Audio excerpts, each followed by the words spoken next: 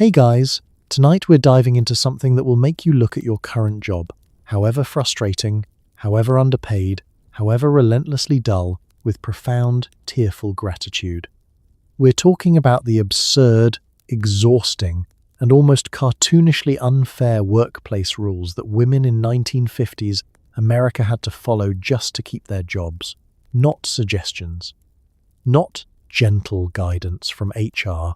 Rules written down, enforced, and delivered with a straight face by men who almost certainly had their own secretaries fetch their coffee every morning. So before you get comfortable, take a second to like the video and subscribe, but only if you actually enjoy what I do here. And a genuinely warm thank you to the viewer who suggested this topic. You know who you are, and you clearly have opinions, which means you are my people. Suggestions like yours are what keep this channel going and growing, so thank you, sincerely. The channel is also now on Spotify, links in the description if you want to cue this up while you drift off tonight. Now, dim those lights, flip on a fan, pull your blanket up, and get comfortable, because we're about to go somewhere deeply, deeply strange. Let's pause for a second.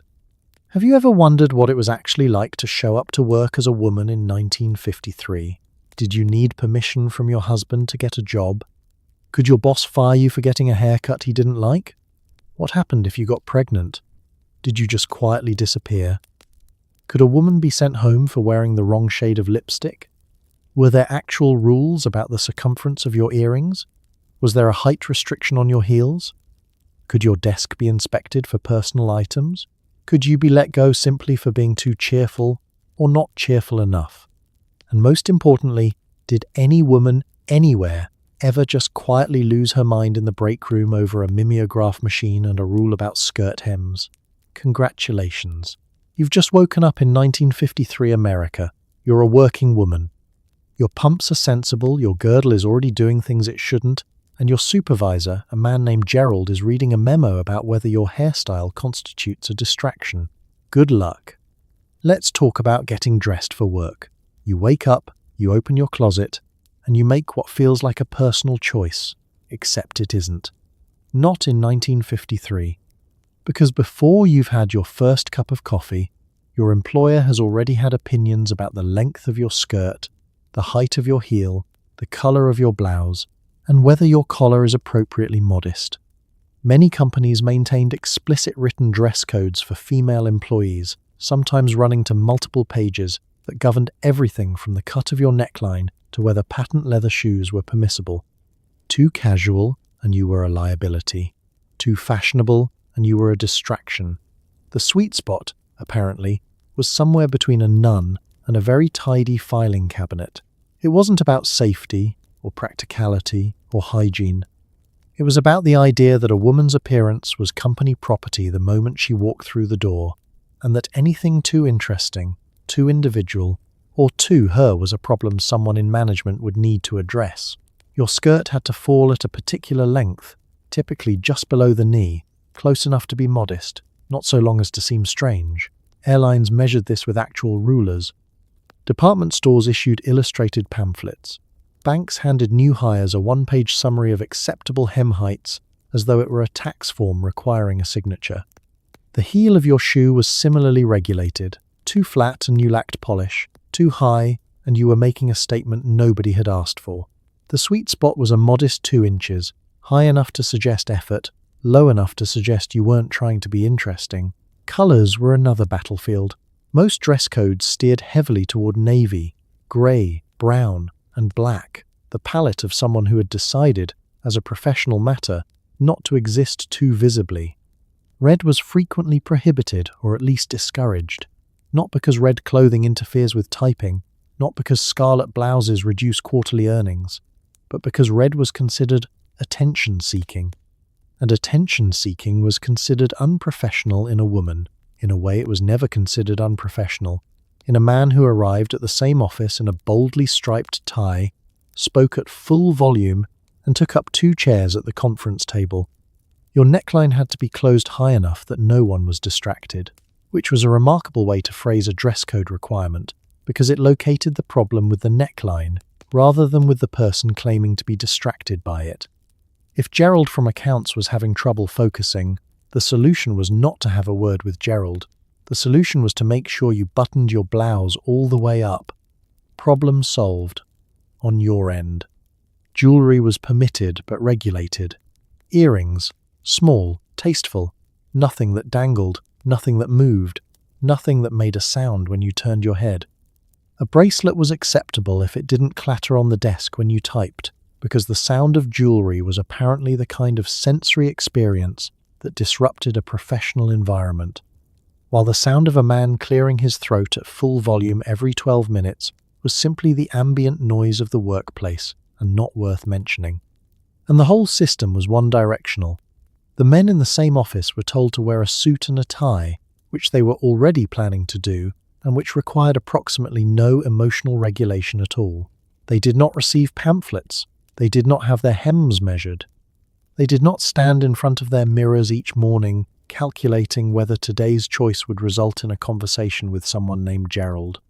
You dressed yourself every morning inside someone else's idea of who you were allowed to be. You did it efficiently. You did it without complaint.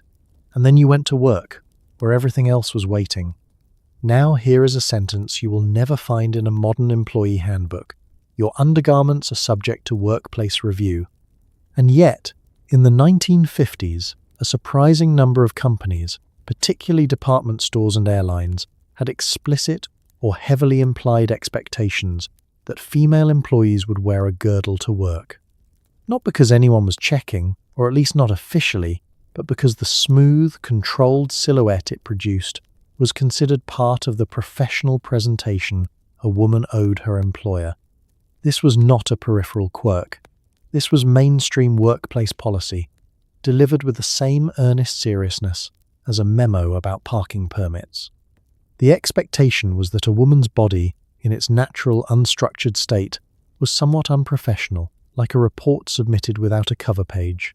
You could do the same work, produce the same results, sit at the same desk, but your torso needed to be organized first. It's worth noting that no equivalent memo existed for the men, whose bodies, in whatever state they arrived, were apparently already boardroom ready. A girdle in the 1950s was not a light garment. It was constructed from a combination of elastic, boning, and an attitude of determined structural intervention. It compressed the midsection, smoothed the hips, and produced the narrow, unbroken silhouette that post-war fashion had decided was the correct shape for a professional woman to be. Wearing one for 8 hours while also sitting, standing, bending, filing, typing, and walking between departments was an experience that most of the men making the policy had almost certainly never considered, because almost certainly none of them had done it. Airlines were particularly systematic about this. Several major carriers in the 1950s included girdle requirements in their stewardess grooming standards alongside lipstick specifications and weight limits, as though the human body were a uniform that needed to be pressed before boarding. Supervisors, and yes, this is real, could conduct what were diplomatically called grooming checks before flights, assessing whether the stewardess's silhouette met company standards. If it didn't, she was asked to correct the problem before the passengers boarded. The passengers, arriving in whatever physical condition they happened to be in, were welcomed aboard regardless. Department stores had similar expectations, generally unwritten but clearly understood. A saleswoman on the floor represented the store's image. The store's image was a specific shape. You were expected to be that shape or to manufacture it through whatever personal infrastructure was required. The cost of that infrastructure, the garment itself, replaced as it wore out, was yours. The policy was theirs. Nobody found this arrangement unusual enough to examine. There's a particular exhaustion in being required to be uncomfortable as a condition of employment and not being allowed to mention it because the discomfort itself has been framed as professional presentation rather than physical imposition. The girdle wasn't presented as something done to you. It was presented as something a well-turned-out woman simply did, the same way she put on her lipstick and pinned her hair and arrived at work, looking like the company's idea of its own best self. And what happened if you didn't wear one? In many cases, nothing overtly official happened. You simply noticed over time that your supervisor found other things to remark on. Your skirt didn't hang correctly. Your silhouette looked a little casual. You might want to think about your overall presentation, which was a sentence that didn't mean what it said but meant exactly what it meant. You put the girdle on, you went to work, you typed the memos, answered the phones and managed the filing. And somewhere on the other side of the office, Gerald from accounts sat in his fully unstructured body and thought about nothing in particular. Let's talk about the moment your life apparently peaked and your career simultaneously ended, getting married. In the 1950s, marriage was still widely treated as a natural terminus for a woman's working life. Some companies had formal policies, known as marriage bars, that required women to resign upon marrying. Others had no formal rule but made the expectation crystal clear through salary freezes, overlooked promotions, and pointed conversations from supervisors who wondered aloud whether a married woman really needed to be taking a job from someone who depended on it. The logic, delivered with remarkable confidence by people who had clearly never thought about it very hard, was that a husband would now provide. You were no longer in need.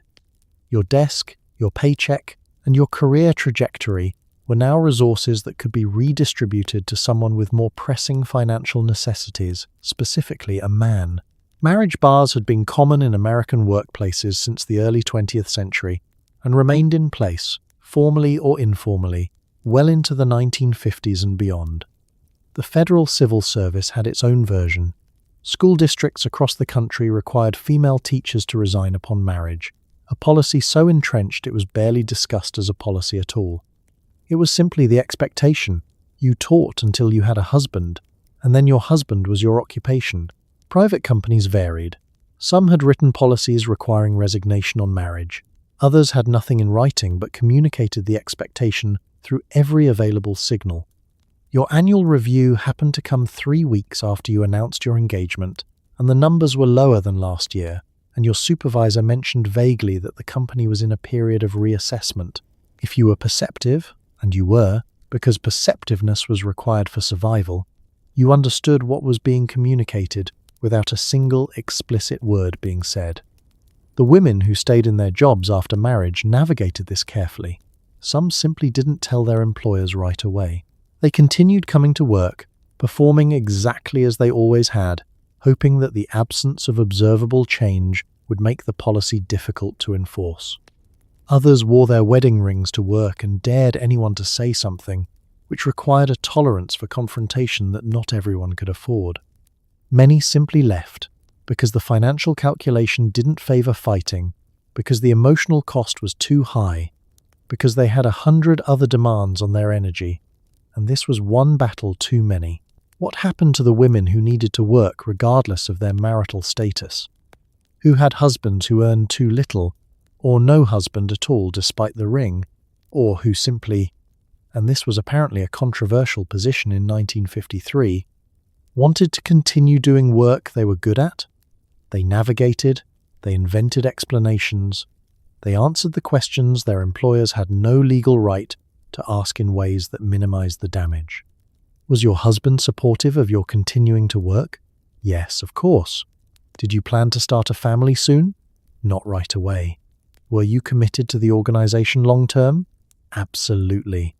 And Tentry, none of these answers were their employer's business. All of them were required.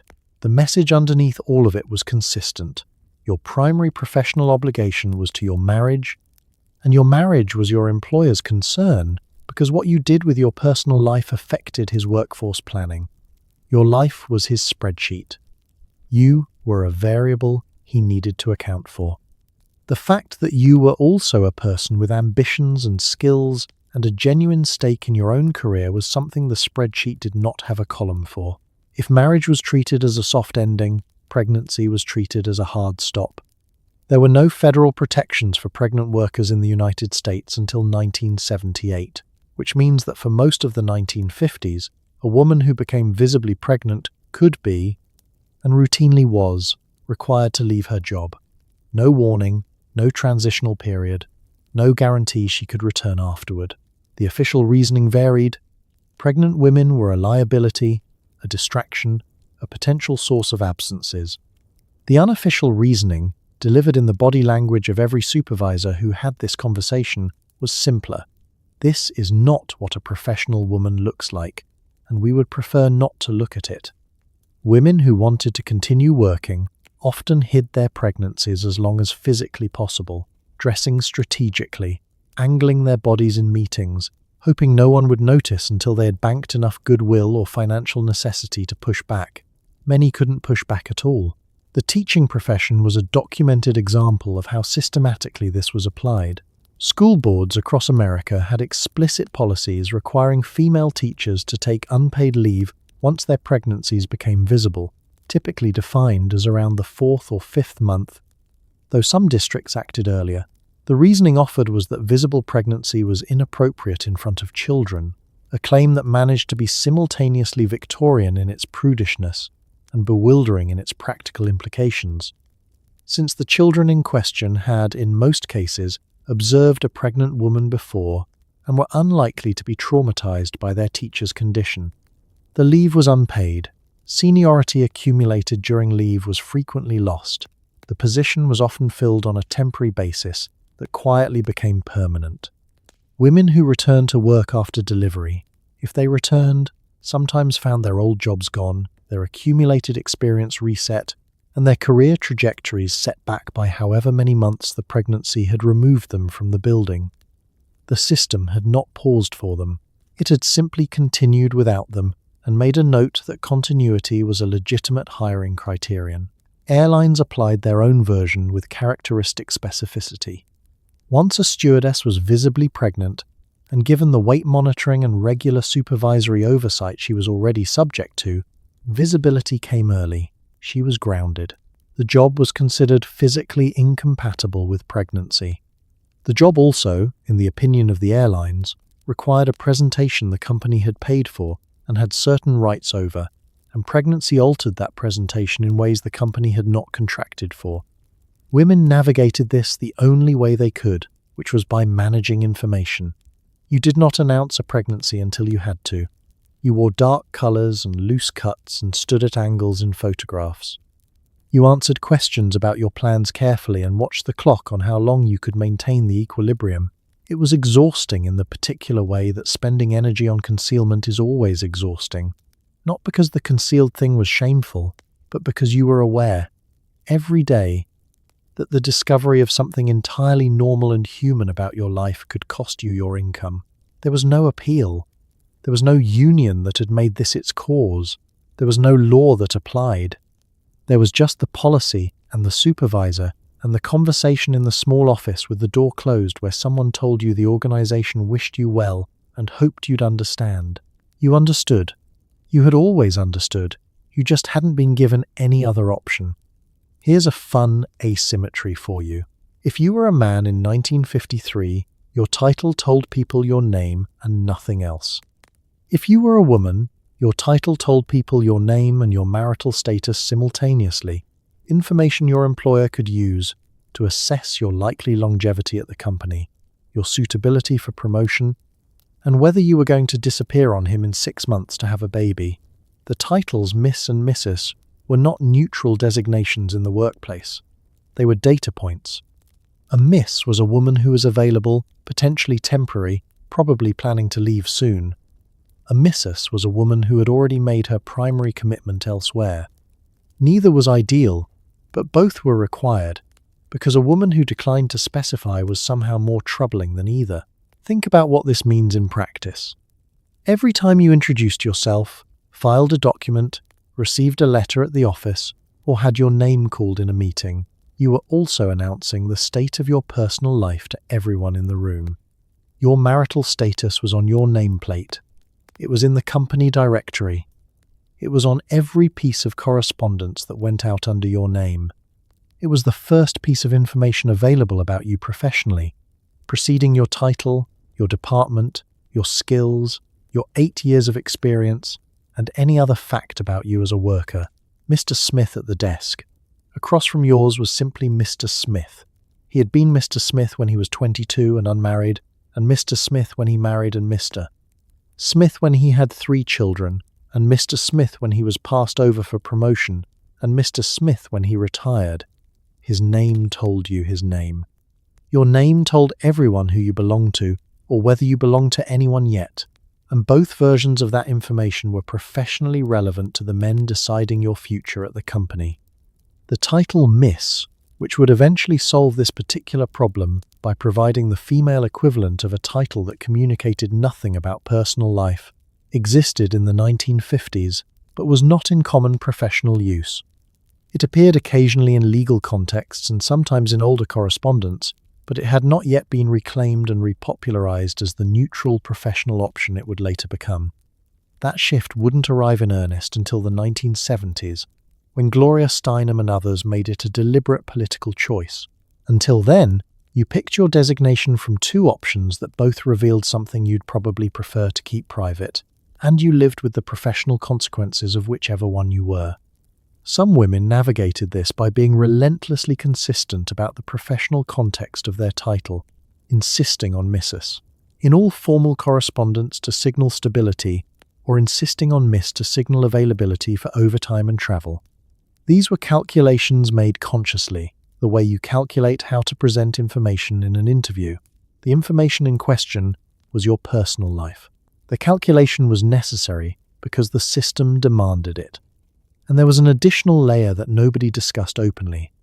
The title change itself was an announcement. The Monday morning when you arrived as Mrs.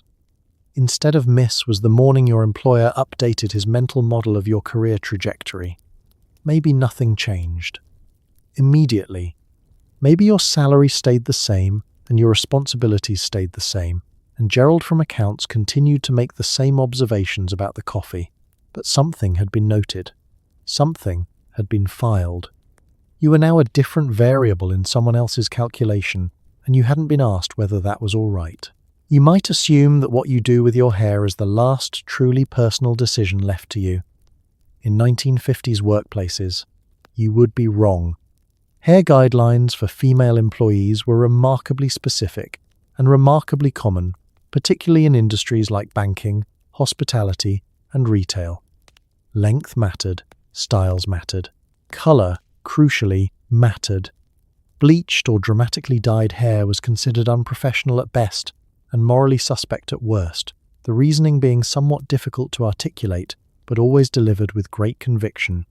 Hair that was too long and worn loose could be flagged as a distraction. Hair that was too short risked seeming unfeminine, which was its own category of problem. The acceptable zone was a tidy middle ground, set, pinned, controlled, and ideally not drawing the eye of anyone who should have been thinking about something else. Airlines, as ever, led with the most documented specificity. Stewardess grooming manuals from major carriers in the 1950s specified that hair should be kept off the collar, set neatly, and presented in a style consistent with company image. The company image was a particular kind of attractive, young, wholesome, controlled, and absolutely not trying too hard. The paradox here was that you were required to look good, and were also required to not look like you were trying to look good, which meant investing significant time and money in appearing effortless, then being assessed on the effortlessness with a critical eye by someone whose own hair had received perhaps 45 seconds of attention that morning. Color was where the policy got philosophically interesting. Natural hair color, or a tasteful lightening or darkening of it within a range that could plausibly be described as natural, was acceptable. Dramatically bleached platinum hair was not. The problem with platinum, as best as anyone explained it, was that it was showy. It signaled attention-seeking. It said something about a woman's character that a woman in a professional environment probably didn't want to be saying. What it said exactly was never spelled out, but the implication was understood. Certain kinds of visible effort were appropriate for a working woman. Certain kinds of visible effort were something else, and something else was not coming into this office without a conversation. Some companies extended their hair policies to include restrictions on hair accessories. Bows, flowers, and elaborate pins could be flagged as excessive. The standard was a neutral, modest clip or pin that held the hair in place without drawing attention to the fact that you had done something to your hair, even though you had clearly done something to your hair, and the something you'd done had better meet the standard or you'd hear about it. Women who came in one day with a new haircut, even a perfectly respectable, well-executed haircut, sometimes found themselves in an impromptu performance review about professional presentation. The supervisor delivering this review had not changed his hair in years, which was not considered a professional failing. His hair was simply his hair. Her hair was a statement, and statements required discussion.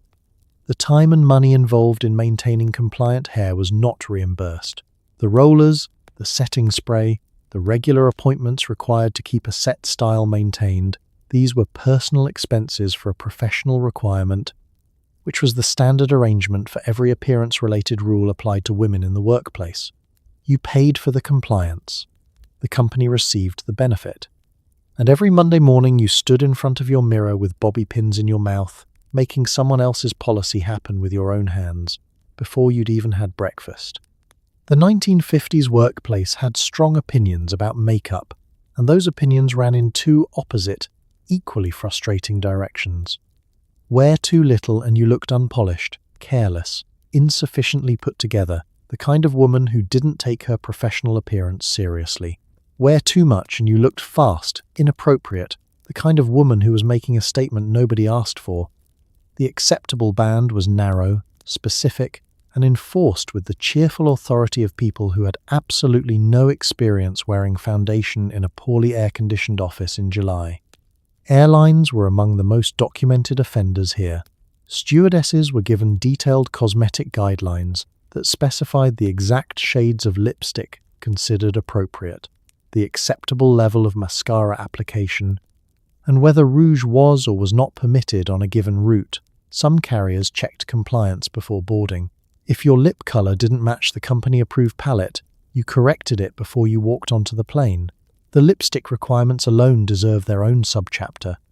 Most major airlines in the 1950s had approved color ranges, typically in the medium red to coral family, that stewardesses were required to wear on duty. This wasn't a loose guideline. It was a specification.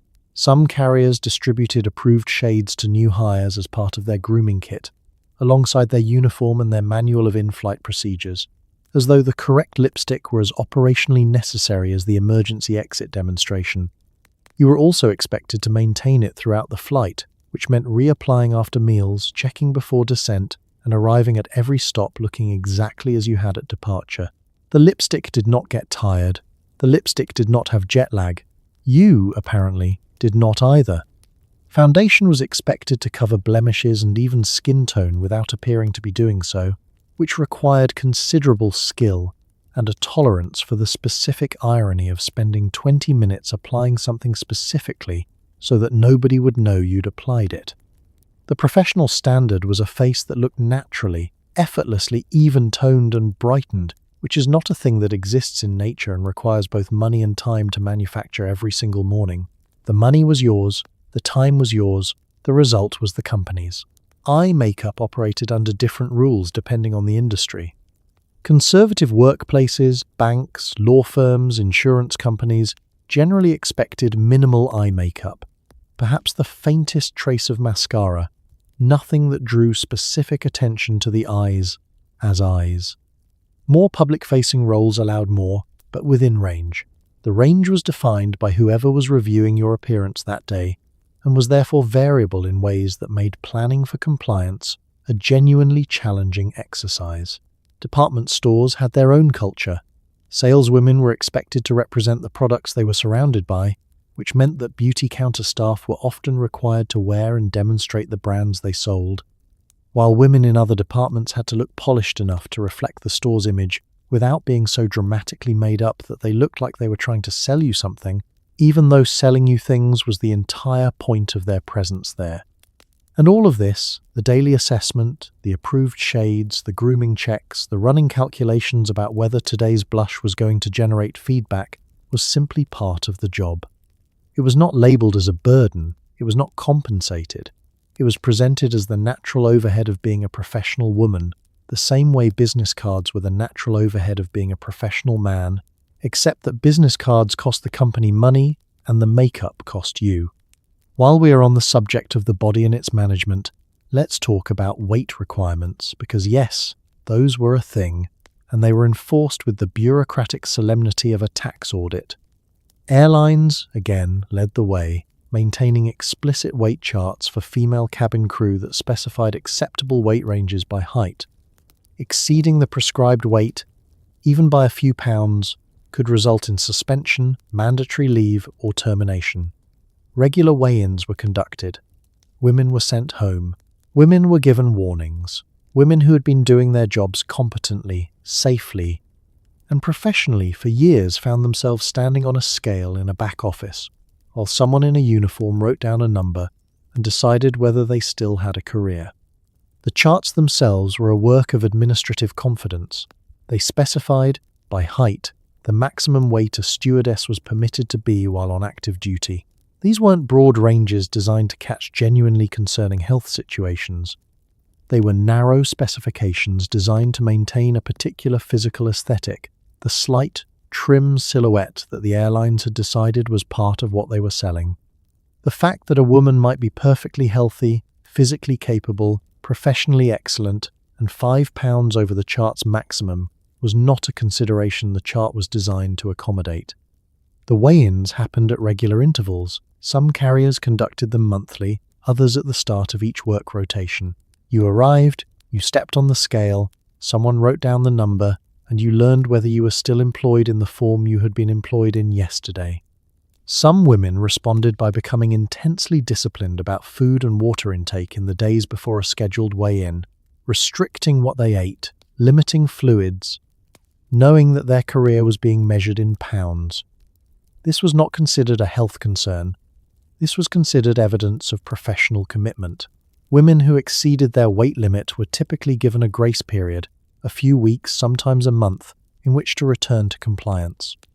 During this period, they were sometimes suspended without pay, sometimes assigned to ground duties while they waited, sometimes placed on what was officially called a Weight Watch program and what was functionally a supervised crash diet with employment consequences attached. At the end of the grace period, you were weighed again. The number was compared to the chart. The decision was made. Male pilots were not weighed. Male ground crew were not weighed. The operations manager who delivered the weight notices was not weighed. The logic offered for this asymmetry, when any logic was offered at all, was that cabin crew were public-facing representatives of the airline's brand, while pilots were technical staff whose physical presentation was less central to the passenger experience. This reasoning required everyone to agree that the passenger experience included the specific weight of the women serving their meals, which was a claim made with great confidence by people who had apparently surveyed the passengers on this topic and found strong opinions. The women who navigated this system did so with the same quiet efficiency they brought to everything else. They tracked their own weight more carefully than any employer had a right to require. They adjusted their eating around the weigh-in calendar. They wore the lightest possible version of their uniform on the days it mattered. And then they went to work, served the flight, managed the emergencies, and got the plane to its destination, all while being employed by a company that had decided the number on a scale was as relevant a professional credential as any of that.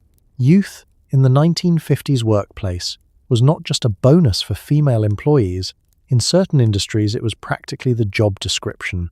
Stewardesses were typically required to be between the ages of 21 and around 26 at hire, and many airlines had mandatory retirement ages in the early 30s, ages at which a male colleague would barely have begun accumulating seniority. The reasoning was never quite spelled out cleanly, but it didn't need to be. The job involved being pleasant and presentable to passengers, and pleasant and presentable, in the thinking of the era, had a shelf life. Women who aged out of their positions were not laid off, exactly. They were simply no longer eligible to continue. Let's sit with the arithmetic for a moment. You were hired at 22. You were permitted to work until perhaps 32, depending on the airline. That is 10 years, 1 decade, before your employer decided that the thing they'd hired you for had expired. In those 10 years, you had accumulated significant professional experience. You knew the procedures, the passengers, the emergencies, the rhythms of the job. You were, in any rational assessment of professional value, more useful to the airline at 32 than you had been at 22. The airline disagreed. because the airline had not been evaluating your professional value. It had been evaluating your appearance of youth, and youth, unlike professional skill, does not accumulate with experience. The age restrictions were not secret. They were written into employment contracts in language that managed to be both completely explicit and somehow still astonishing. You knew when you were hired that you were also being given an expiry date. Some women found this acceptable. They planned to marry and leave before the limit arrived anyway, which was, of course, exactly what the policy was designed to assume. Others found themselves at 29 and 30, wondering what came next, having built their professional lives around work that was about to classify them as retired. Some airlines offered ground positions as a transition, desk work, training roles, administrative functions. Others simply ended the employment with a reference letter and a handshake. The framing was always that the age limit was simply a natural feature of this particular type of work, the same way a professional athlete's peak years have a natural arc. The analogy breaks down immediately on inspection, because professional athletes are not assessed on whether they remain visually pleasing at 31, but the analogy was used anyway, and nobody who used it was asked to defend it further.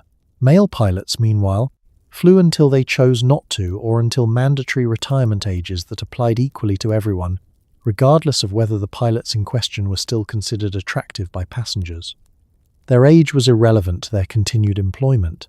Their experience, their judgment, their logged flight hours, these were the metrics. Experience was the currency. For the women they flew with, experience had an expiry date stamped on it before it had even fully accumulated. The women who hit the age limit and left did not receive severance in most cases. They did not receive pensions equivalent to what male employees of similar tenure received. They received a letter. They had dedicated the most professionally formative decade of their working lives to a company that had just quietly filed them under obsolete, and they went home and figured out what came next with the same quiet competence they'd been applying to everything else for 10 years. Let's address something that seems almost too absurd to be true, but was, in many workplaces, entirely true. Women were not permitted to wear trousers to work. In 1950s, professional environments, skirts and dresses were the expected and often mandated attire for female employees. This was not a written rule in every case. Sometimes it was simply understood, but in many offices, banks, and retail environments, a woman who showed up in slacks was sent home to change or told quietly that her outfit was not acceptable. The practical implications of this rule were significant. Women who worked in physically demanding environments, who bent, lifted, climbed, or spent hours on their feet, did so in skirts and nylon stockings because the alternative was considered inappropriate. The trousers question is particularly instructive because there is no safety argument available, no hygiene rationale, no functional reason why a woman in wool trousers is a worse employee than a woman in a wool skirt. The prohibition existed entirely in the register of symbolism and social expectation, which means that when anyone tried to justify it, they were forced back onto arguments that boiled down to, trousers are not what women wear, and women are not what wear trousers. The circular logic held because it had never needed to be anything other than circular. It was simply understood, and the understanding was enforced. Hospitals offer a particularly striking example. Nurses in the 1950s wore white dresses and white stockings and white caps as their professional uniform, a presentation that managed to communicate both femininity and cleanliness as a kind of professional package. The uniform was impractical in nearly every measurable way. It was difficult to maintain, offered no warmth in cold environments, and required constant management of skirt and stockings during physical work that involved bending, lifting, and moving quickly through corridors. None of this was sufficient reason to reconsider. The uniform looked the right way, and looking the right way was its own category of professional requirement. In offices, the unspoken rule against trousers operated through social pressure rather than formal policy in many cases. A woman who showed up in slacks might not be sent home, nothing might happen at all, technically, but she would be aware of having done something slightly outside the expected range, and the awareness itself was the enforcement mechanism. The raised eyebrow, the slightly too long pause, the comment from a colleague that communicated without stating, You've done something here that's being noticed. The noting was enough. Women who travelled, or worked outdoors, or worked in conditions that made skirts genuinely impractical, negotiated this individually and usually quietly. Some workplaces made informal exceptions that were never formalized, because formalizing them would mean acknowledging the rule was arbitrary. Others simply maintained the rule regardless of context, and women adjusted accordingly, wearing a skirt over trousers for the commute and removing one or the other upon arrival, managing 2 wardrobes in the same morning, doing the quiet, logistical work of inhabiting a world that hadn't been designed with them in mind. The irony is that trousers are, in almost every practical dimension, better suited to an 8-hour working day than a skirt and stockings. They're warmer, they're more durable, they don't run, they don't require monitoring when you sit down. They don't require the specific calculation of every movement in a way that skirts do when the hem is exactly knee length and the chair is exactly the wrong height. But practicality was not the point. The point was the presentation. The presentation was the policy, and the policy was yours to comply with every morning, while Gerald from accounts wore the same suit trousers he'd been wearing for 3 years and thought about nothing in particular. Welcome to the typing pool, a space that managed to be both essential to the functioning of every office it existed in and completely invisible in terms of its occupants' career prospects. In 1950s America, the typing pool was predominantly female, frequently well-educated, and structurally prevented from advancing. Women who took secretarial and clerical positions, often because those were the positions available to them regardless of their qualifications, found themselves in roles that were considered fundamentally supportive rather than professional. No matter how well you typed, how accurately you transcribed, how smoothly you organized the office around a man who couldn't find his own calendar, your work was classified as assistance rather than expertise. Promotion into management, into decision-making roles, into positions that reflected the actual skill you were demonstrating daily, required navigating a set of unofficial barriers that were all the more frustrating for being unspoken. The ceiling wasn't glass yet. It was just solid, unacknowledged, and everyone acted like it wasn't there. The typing pool occupied a specific physical location in most large offices, a room, sometimes a bullpen, sometimes a long row of desks in an open space, where women sat at typewriters and produced the documents that made the organization function.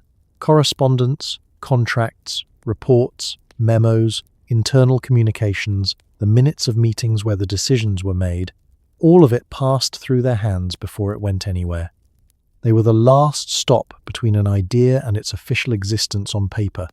They caught errors. They clarified ambiguous handwriting. They sometimes quietly improved the grammar of senior executives who had never learned the difference between its and its, and they did this without comment because commenting would have been professionally inadvisable. The typing speed required to hold a position in a good pool was a genuine technical skill. 60, 70, 80 words per minute with low error rates, maintained for hours at a stretch. Shorthand, which many secretaries were also required to know, was a separate technical skill that took years to develop to professional fluency. These were measurable, trainable, assessable competencies. They were also consistently classified as clerical skills rather than professional ones, which meant that the women who possessed them were classified as clerical workers rather than professional ones, regardless of what else they knew or could do. Many women in the typing pool had college degrees. Some had degrees in fields directly relevant to the work their employers did: economics, business, communications, the sciences. They had been hired as secretaries not because their qualifications matched secretarial work, but because secretarial work was where qualified women were directed. The interview process for professional roles frequently concluded with a suggestion: perhaps you'd be better suited to a support function, at least to start. The start never ended. Advancement from the pool was technically possible and practically rare. A woman who distinguished herself might become a private secretary to a senior executive, which paid better and carried more status but was still categorized as support work. The distinction between a secretary and a junior manager in terms of actual daily function was sometimes almost imperceptible. The distinction in salary, title, and future prospects was enormous. One of them attended the meetings and the other one typed the notes from the meetings. Both of them knew which one understood the content better. The frustration of this arrangement was rarely expressed directly, because expressing it directly was a fast way to be categorized as difficult, which was a categorization with real professional consequences. So it was expressed in other ways, in the dark humor traded between desks, in the careful tracking of which men had been promoted above you this year, in the quiet decisions some women made to leave and find somewhere that would let them do more. The pool kept filling, the promotions kept not happening, and the organization kept running on the labor of people it had decided were not quite professional enough to notice. Somewhere, in almost every 1950s office, there was an unwritten rule that operated with more reliable consistency than most of the written ones. Women made the coffee. Not because it was in anyone's job description, not because it required skills that men mysteriously lacked, but because it had always been done that way, it continued to be done that way, and anyone who pointed out that it wasn't in anyone's job description was asking for a reputation as difficult. The coffee making was the visible tip of a larger, invisible labor iceberg that female employees were expected to manage alongside their actual work, keeping the communal areas tidy, remembering people's birthdays, organizing the office party, taking notes in meetings regardless of seniority, managing the social temperature of the room. None of this appeared on any performance review in any positive column. All of it disappeared if it wasn't done. The coffee itself was a ritual with a specific social meaning. In a 1950s office, coffee was made in the morning and replenished through the day, and the person who made it was performing a service that was categorized, without discussion, as a female service. This was not the same as being a professional in food service, where the work was compensated and acknowledged. This was simply what happened before the real work began, an ambient task, like adjusting the thermostat or opening the blinds, except that the thermostat and the blinds didn't require someone to wash out the percolator, measure the grounds, wait for the brew, and then distribute the result to the people who were sitting at their desks, already doing their actual jobs. If you were the woman who arrived earliest, you made the coffee.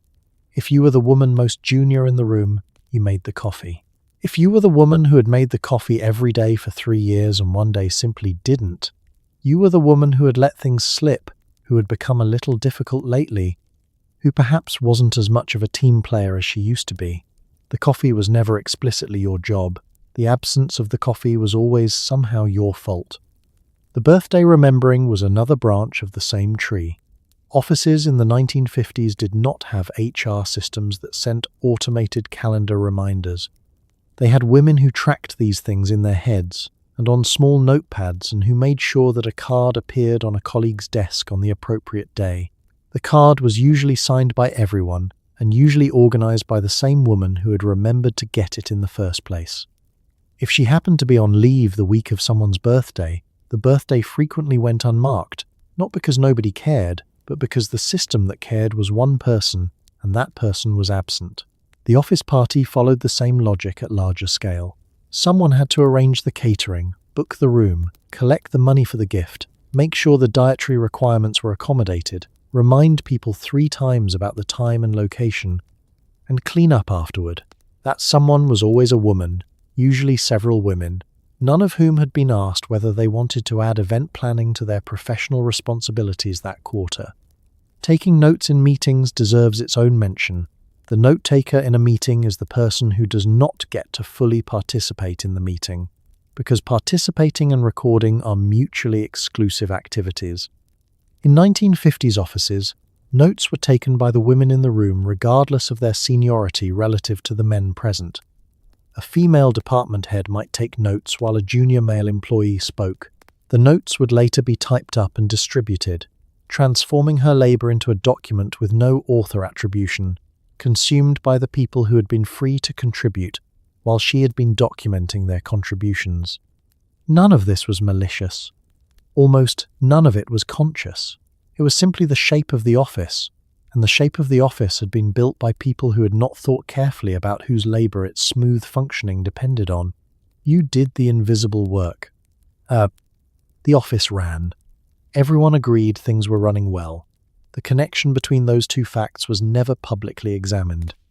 Even when a married woman managed to hold on to her job, even when she navigated the marriage bar, hid the pregnancy, wore the girdle, wore the right lipstick, she frequently found herself earning less than her unmarried female colleagues, who in turn earned less than the men doing equivalent work. The pay gap in the 1950s was not a controversial topic. It was policy, logic, and common sense delivered in the same breath. Men, the reasoning went, were breadwinners. They supported families. They needed the money more. A married woman had a husband who provided. A single woman's income was supplementary, or temporary, or both. A woman without dependents simply needed less. This reasoning was applied so consistently and with such unquestioned confidence that it rarely required defending. The Equal Pay Act, which would make it illegal to pay women less than men for the same work, was not passed until 1963. The Civil Rights Act, which would prohibit workplace discrimination on the basis of sex, came in 1964. In the 1950s, neither law existed, which meant that paying a woman less than her male colleague for identical work was not only legal, but widely considered sensible personnel management. The male employee had a family to support. The female employee, married or not, had a secondary income in a household that already had a primary one. The math was not complicated, as long as you were willing to accept every premise on which it was based. The premises, examined individually, were remarkable. That a husband's income was the household's real income and a wife's was supplementary, regardless of what either of them actually earned or needed. That a woman's financial requirements were determined by her marital status rather than her actual expenses. That professional contribution and professional compensation should be calculated on the basis of personal circumstances rather than on the basis of the work performed. That it was appropriate for an employer to apply different pay scales based on whom an employee went home to at night. Each of these premises was assumed rather than argued, which is how assumptions do their most durable work. In practice, the pay differential was visible and consistent. Surveys of wage data from the 1950s showed women earning roughly 50 to 60% of what men earned across comparable roles, a gap that reflected both occupational segregation, with women concentrated in lower-paid work, and direct pay discrimination within the same roles. A woman who compared her paycheck to a male colleague's and found the difference could not take the finding anywhere. There was no process. There was no recourse. There was the difference, and there was the choice to say something, which was a choice with professional consequences, or to say nothing, which was a choice with financial ones. Some women learned the numbers through accident, an overheard conversation, a payroll error that briefly exposed comparative figures, a male colleague who mentioned his salary in the casual way that people mention things they have no reason to protect. The discovery was rarely received well by anyone in a position to address it. It was not, in most cases, addressed. It was instead explained, he has more responsibilities, he's been here longer, he has a family. The explanations were applied retroactively, assembled around a conclusion that had been reached before the work performance of either employee had been assessed. The woman who earned half of what her male colleague earned for the same work was not considered a victim of anything in the 1950s. She was considered a working woman, which was already somewhat unusual, already somewhat admirable in a way that the admiration was meant to compensate for the salary it was discussing around. She was grateful to have the job. The job was grateful to have her at a price point that left more room in the budget for the people the budget had been designed to serve. In 1950s America, a working woman's financial independence had structural limits that had nothing to do with her salary. A woman could earn money, but accessing credit, opening a bank account in her own name, applying for a loan, signing certain contracts, often required a male co-signer, a husband, a father. Sometimes a brother. The logic was that women were financial risks, inconsistent earners, potentially soon to be married, pregnant, or otherwise unavailable to honor their commitments. The fact that she was currently sitting in an office, earning a regular paycheck, and demonstrating financial competence in practice did not override the theoretical risk that she might, at any moment cease to be financially autonomous. So she earned her money, and then she went home and asked someone else to help her use it. The credit system of the 1950s operated on assumptions about economic personhood that excluded women almost entirely. A credit file was built on employment history, salary, and financial track record, the precise things a working woman had and was demonstrating. But the credit system was designed to evaluate male financial actors, and a woman applying for credit was evaluated through a framework built for someone who was not her, which consistently produced the conclusion that she was a worse risk than a man with equivalent or lesser credentials. Opening a bank account was the simplest example. A single woman could, in most states, open a checking account in her own name. But a married woman's bank account was frequently considered a joint account by default, requiring her husband's co-signature or at minimum his acknowledgement. His money was his money. Her money was their money, and their money was administered through a framework in which his signature carried legal weight that hers in certain contexts did not. She could earn the paycheck. The paycheck entered a system that did not recognize her as its sole owner. Credit cards, relatively new in the 1950s and expanding rapidly through the decade, were issued almost exclusively to men. A woman who wanted a credit card in her own name was typically told to have her husband apply, at which point the card would be issued in his name and she might be added as an authorized user. An authorized user is not a card holder. An authorized user is a person who is permitted to spend someone else's credit. The distinction matters for credit history, for financial identity, for every future transaction in which her own creditworthiness would be assessed, that is, by the same system that had declined to extend her any credit with which to build a history. Mortgages followed the same logic at larger scale. A woman applying for a mortgage without a male co-signer was evaluated as a high-risk borrower regardless of her income or savings.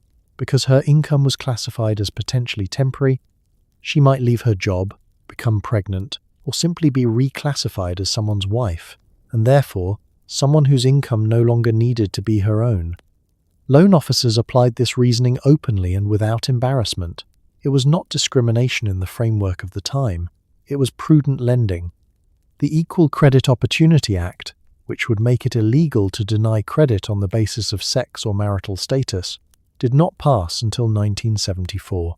Until then, a woman who earned her own salary, paid her own bills, and managed her own finances did so inside a system that treated her financial competence as provisional, subject to the endorsement of someone who happened to be male, whether or not he knew more about money than she did, whether or not he was better at managing it, whether or not he was even present in her daily life.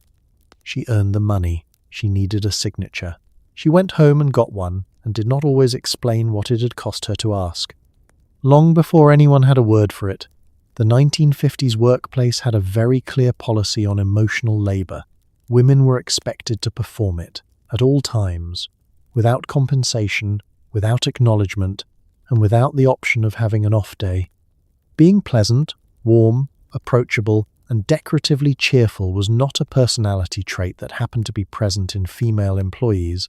It was a job requirement, enforced through performance reviews, supervisor feedback, and the quiet social pressure of an office culture that rewarded agreeableness and penalized anything that resembled an opinion delivered at full volume. A woman who was brisk was difficult. A woman who was direct was abrasive. A woman who pushed back in a meeting, even correctly, even helpfully, was creating an atmosphere. The same behavior in a male colleague was decisive, confident, and something to develop.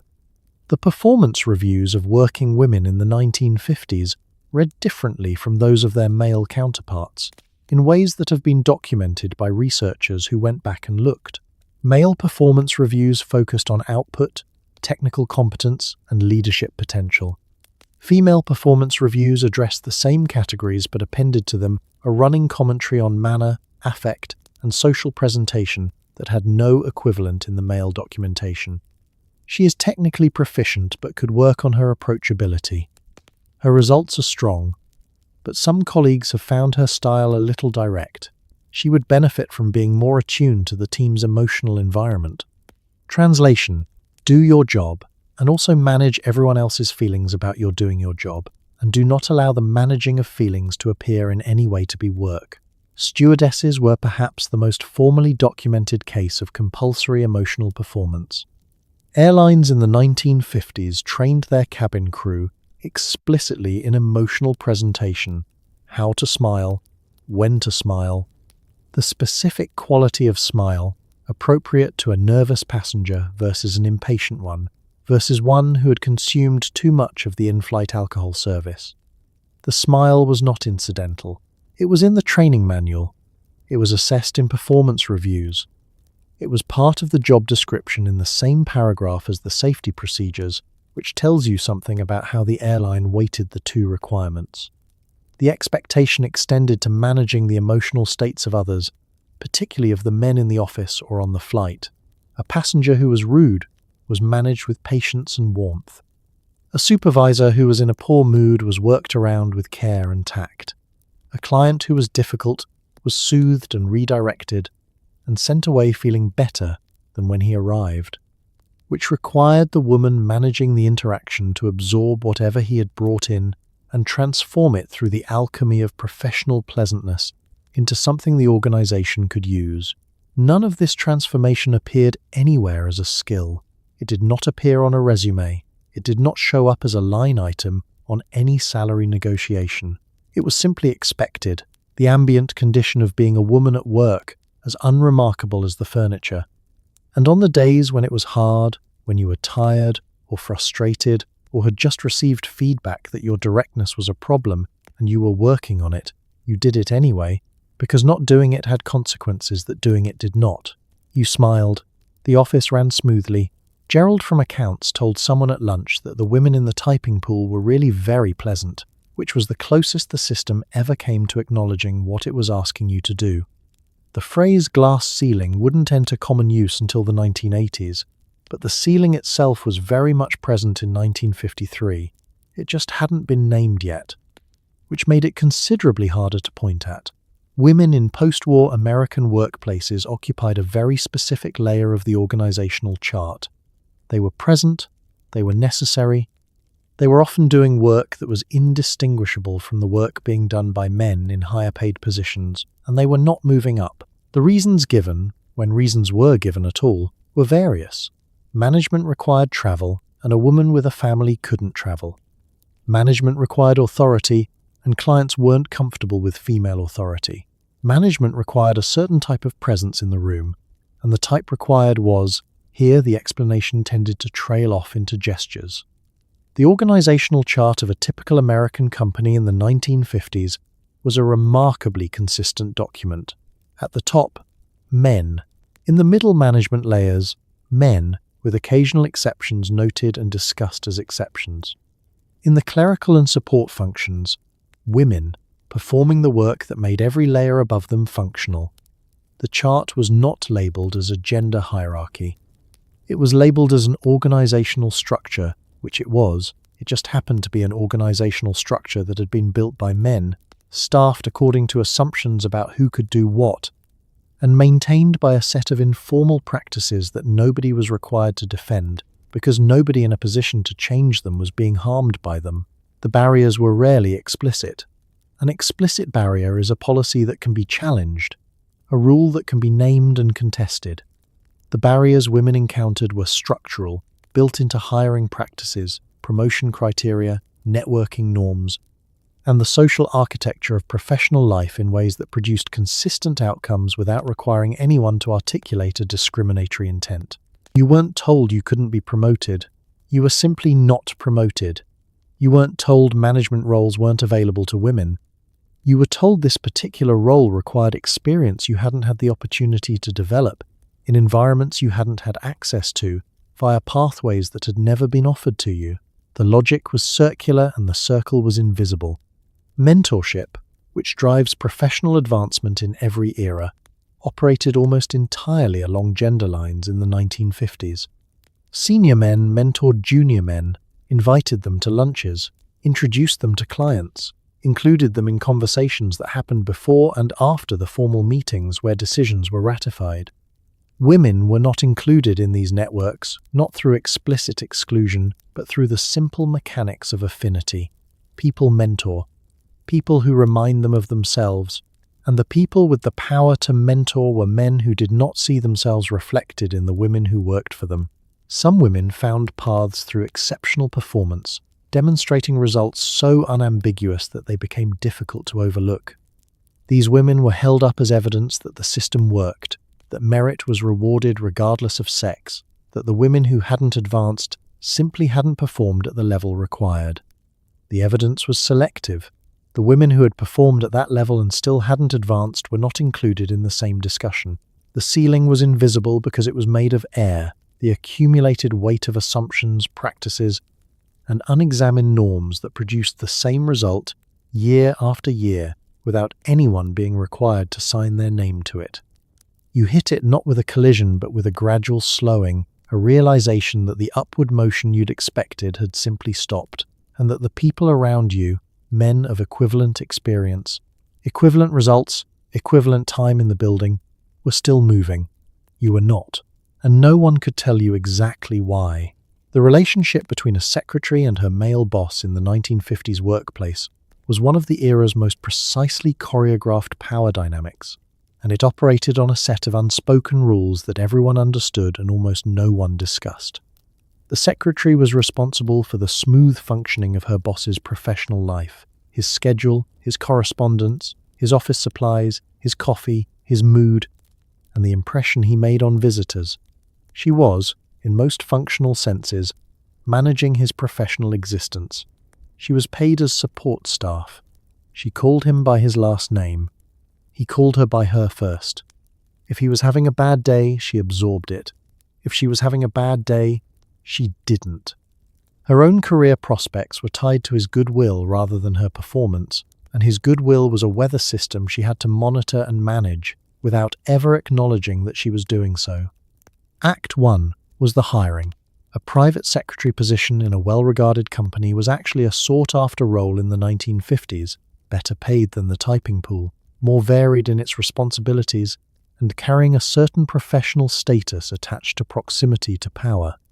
The women who competed for these positions were often genuinely skilled, fast and accurate typists, fluent in shorthand, organized, articulate, and possessed of the particular emotional intelligence required to manage a professional environment on behalf of someone who was frequently too busy or too important to manage it himself. The hiring criteria, however, were not limited to these skills. Appearance was assessed, manner was assessed. The degree to which a woman would represent her employer well to visitors and on the telephone was assessed. She was being hired to do a job and to be a certain kind of person while doing it, and the two requirements were given roughly equal weight.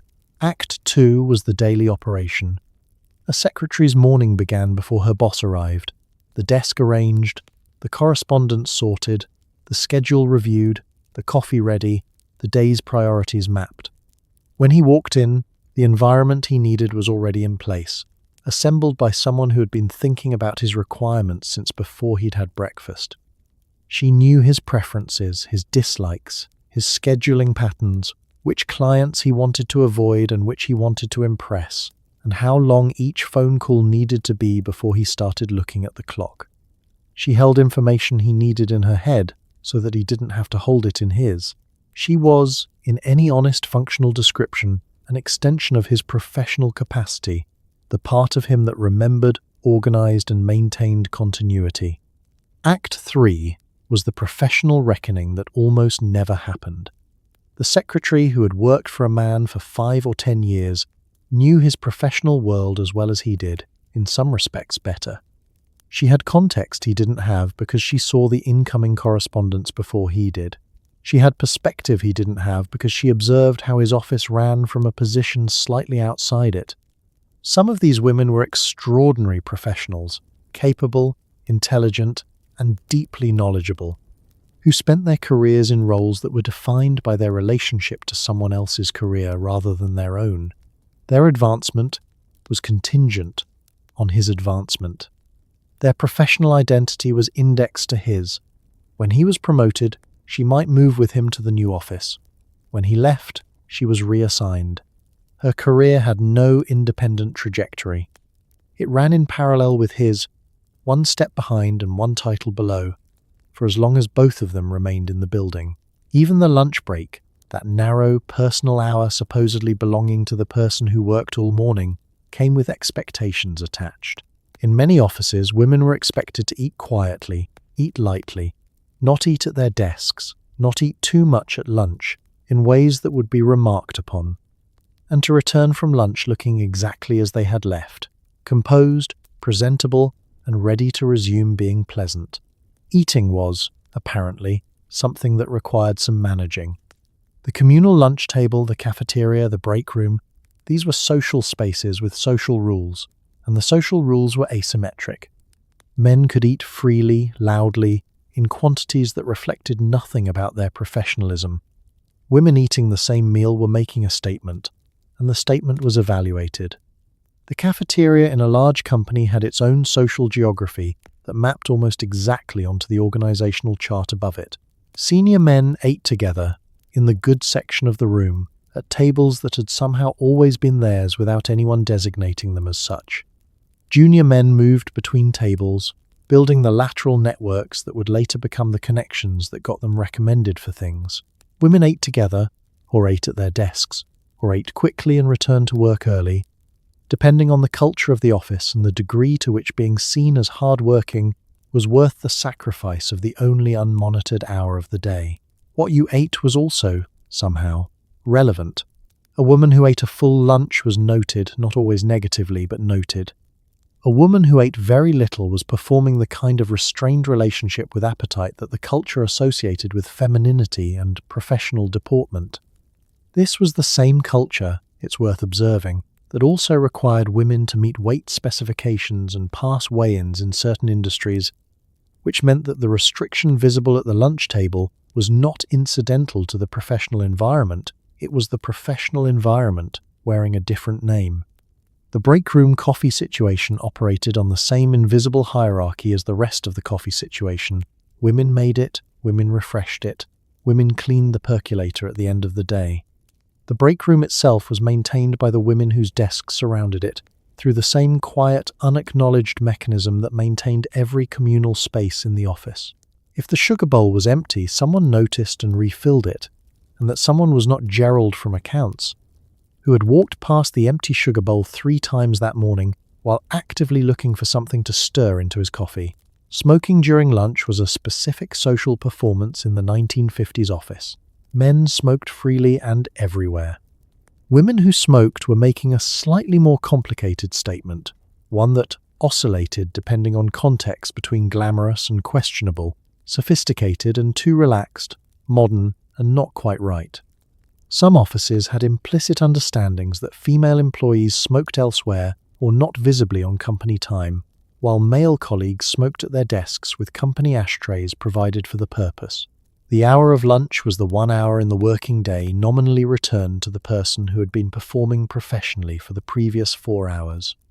In practice, for women in the 1950s office, it was another managed social space, another room with rules that weren't posted anywhere and applied asymmetrically by design.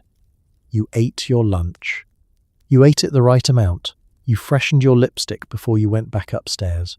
And you arrived at your desk at 1:05 looking exactly as you had at 8:45, which was the professional standard, and which was, on the days it cost the most to maintain, the thing you were most determined not to let show. A woman's annual performance review in a 1950s workplace was a document unlike anything her male colleague received, not because the format was different, but because the criteria were. Her work would be evaluated, certainly, but layered over the work evaluation was a parallel assessment of her personality, her affect, her manner of interacting with colleagues, and the general impression she left in the room. She could be technically excellent and receive feedback that she needed to smile more. She could be collaborative, thoughtful, and effective, and learn that her directness was being perceived as brusqueness. She could meet every measurable target and be told that she came across as too serious or too casual, or not quite the right temperature for a workplace that had already decided what temperature women should be. The performance review in most large American companies of the era followed a structured format with rated categories: quality of work, attendance, reliability, cooperation, and a narrative section where the supervisor summarized their assessment in their own words. It was in the narrative section where the asymmetry became most visible. Researchers who later studied corporate personnel records from this period found consistent patterns. Male employees' narratives focused almost exclusively on professional output and advancement potential. Female employees' narratives included the same categories, but consistently appended to them observations about personality, temperament, and social manner that had no equivalent in the male files. The specific language was revealing in its consistency. Words like pleasant, agreeable, cooperative, and personable appeared constantly in female files, as compliments, as baselines, as the entry-level expectation below which an employee had failed before getting to the question of competence. A woman described as very pleasant and reliable was being told she had met the floor requirement and performed adequately above it. A man described as reliable and effective was being described in terms of professional function alone. The pleasantness was assumed in his case. It was documented and assessed in hers. The feedback about manner was delivered as though it were objective professional assessment, which required everyone in the room to pretend that saying a woman should smile more was the same category of professional observation as saying her quarterly reports contained errors. It wasn't. One was a criticism of work product. The other was a criticism of not performing a sufficient quantity of unpaid emotional labor while producing work product that was apparently acceptable in all other respects. The confusion between the two was the point. If manner feedback and competence feedback appeared in the same document under the same heading, they accrued the same professional weight. The woman who had met every output target but received a note about approachability had not received a good review. She had received a mixed one. The salary implications cascaded directly from the review. Merit increases in the 1950s were tied to performance ratings, and performance ratings included the personality assessments that were not applied to male employees. A woman who had a genuinely excellent year at work, but had also, in a meeting, been more direct than someone found comfortable, could find her merit increase reduced by the same amount as a woman who had genuinely underperformed. The review document made them look equivalent. The lived experience of the two women was not. Some women internalized the feedback and adjusted, becoming more careful, more warm, more attuned to the emotional register of every room they entered, calibrating themselves to the temperature that received the best rating. This took energy. The energy came from somewhere. What it came from was the professional attention and ambition they were directing, instead toward managing the perception of themselves in a room, which was itself a skill, a real and effortful skill that appeared nowhere in the organizational chart and earned nothing in the pay grade. Formal termination in the 1950s workplace required documentation, performance records, and at least the appearance of cause. Informal termination, the kind that happened through pressure, reassignment, frozen salaries, and quiet suggestions that perhaps this wasn't working out, that required nothing at all. Women lost their jobs, or found themselves effectively managed out, for reasons that were never written down anywhere and never needed to be, because they got married, because they got pregnant, because they turned 35, because a new supervisor had different preferences, because the office culture shifted around them and they no longer fit the fit. None of these reasons would appear in any termination paperwork. The paperwork would cite performance, restructuring, or the end of a contract. The real reason would be understood by everyone in the room and never said out loud. The mechanics of informal termination were efficient precisely because they required no accountability. The process began not with a conversation but with a shift in atmosphere. Something slightly cooler in the morning exchange. A meeting you weren't included in that you would have been included in before. A project quietly reassigned to someone else with a note that the workload was being balanced across the team. Nothing happened. Nothing was said. But something was communicating, and you were trained enough in reading the office's unspoken systems to know what it was communicating. The frozen salary was one of the most common instruments. A woman whose merit increases simply stopped while colleagues around her continued receiving them was being told something that nobody had to say directly. The money was the message. Your contributions are no longer being recognized at the rate they were recognized before, and the change in recognition coincides with something that happened in your personal life, and nobody is going to connect those two facts in writing, because connecting them in writing would create a document that could be used against the organization. Reassignment was another tool. You were moved to a different department, a different desk, a different supervisor. The new role was described as a lateral move or a new opportunity. It was neither. It was a demotion with the paperwork of a transfer, a way of removing you from the path you'd been on without generating the documentation that a formal demotion would require. The new role was less interesting. It had fewer connections to advancement. It was a quieter place where you were less visible, and less visible was the goal. Some women responded to these signals by leaving voluntarily, resigning before the slow suffocation of managed out was complete, which meant the organization's records showed a voluntary departure and the woman's professional narrative showed a choice rather than a rejection. This was often the intended outcome. A voluntary resignation tidied everything up. There was no claim, no contest, no paperwork beyond the standard exit documents. Just a woman who had decided to move on for her own reasons, which were entirely her own and had nothing to do with the organization's decision to make staying increasingly untenable. The women who didn't leave, who stayed and required formal documentation before they moved, were sometimes given it. A sudden performance improvement plan appearing in the record with no preceding pattern of negative feedback, a formal warning for behavior that had previously been unremarked. The documentation appeared when it was needed, assembled backward from a conclusion that had been reached for different reasons and dressed in the language of professional assessment. It was thorough, it was legal, and it bore almost no relationship to the actual reasons the organization wanted the woman gone, which were never written down because they didn't need to be, because nobody was asking to see them. Here is the fundamental problem with being a professional woman in 1953. The qualities that made a person successful at work were considered unfeminine, and the qualities considered feminine were considered incompatible with success. Be confident, and you're aggressive. Be soft-spoken, and you're not leadership material. Advocate for yourself, and you're difficult. Accept what you're given without comment, and you're not ambitious enough to promote. Take charge in a meeting, and you've overstepped. Defer to the men in the room, and you've confirmed what they suspected. The double bind was total and invisible, because no one who administered it thought of themselves as administering it. They were simply making professional judgments, noting what they saw, giving honest feedback. What they saw and what they noted happened to be determined by a framework that had been built without women in mind and had never been examined since. The double bind operated most visibly around the concept of ambition.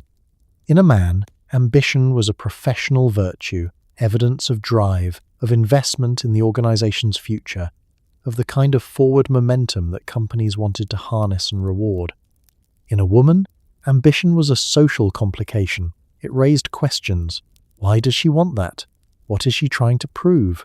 Is she the kind of person who's going to be difficult about it if she doesn't get it? The ambition itself was identical. Its reception depended entirely on the sex of the person expressing it, and the reception shaped everything that followed. The mentor who did or didn't step forward, the opportunity that was or wasn't offered, the promotion that was framed as earned in one case and as surprising in the other. Confidence produced the same split. A confident man was someone who knew his value, which the organization also knew, which was why they were aligned. A confident woman was someone who thought well of herself, which the organization was not required to share. The distinction sounds subtle, but its effects were not. A man who walked into a salary negotiation and stated his number with certainty was demonstrating professional self-knowledge. A woman who did the same thing was at risk of being described as having an inflated sense of her own contribution, which was a note that had a way of appearing in the next performance review and not going away. The bind-around communication style was the one most women encountered daily. Too direct and you were aggressive, a word applied to women in professional settings with a frequency and casualness that bore no relationship to its use when describing men in identical situations.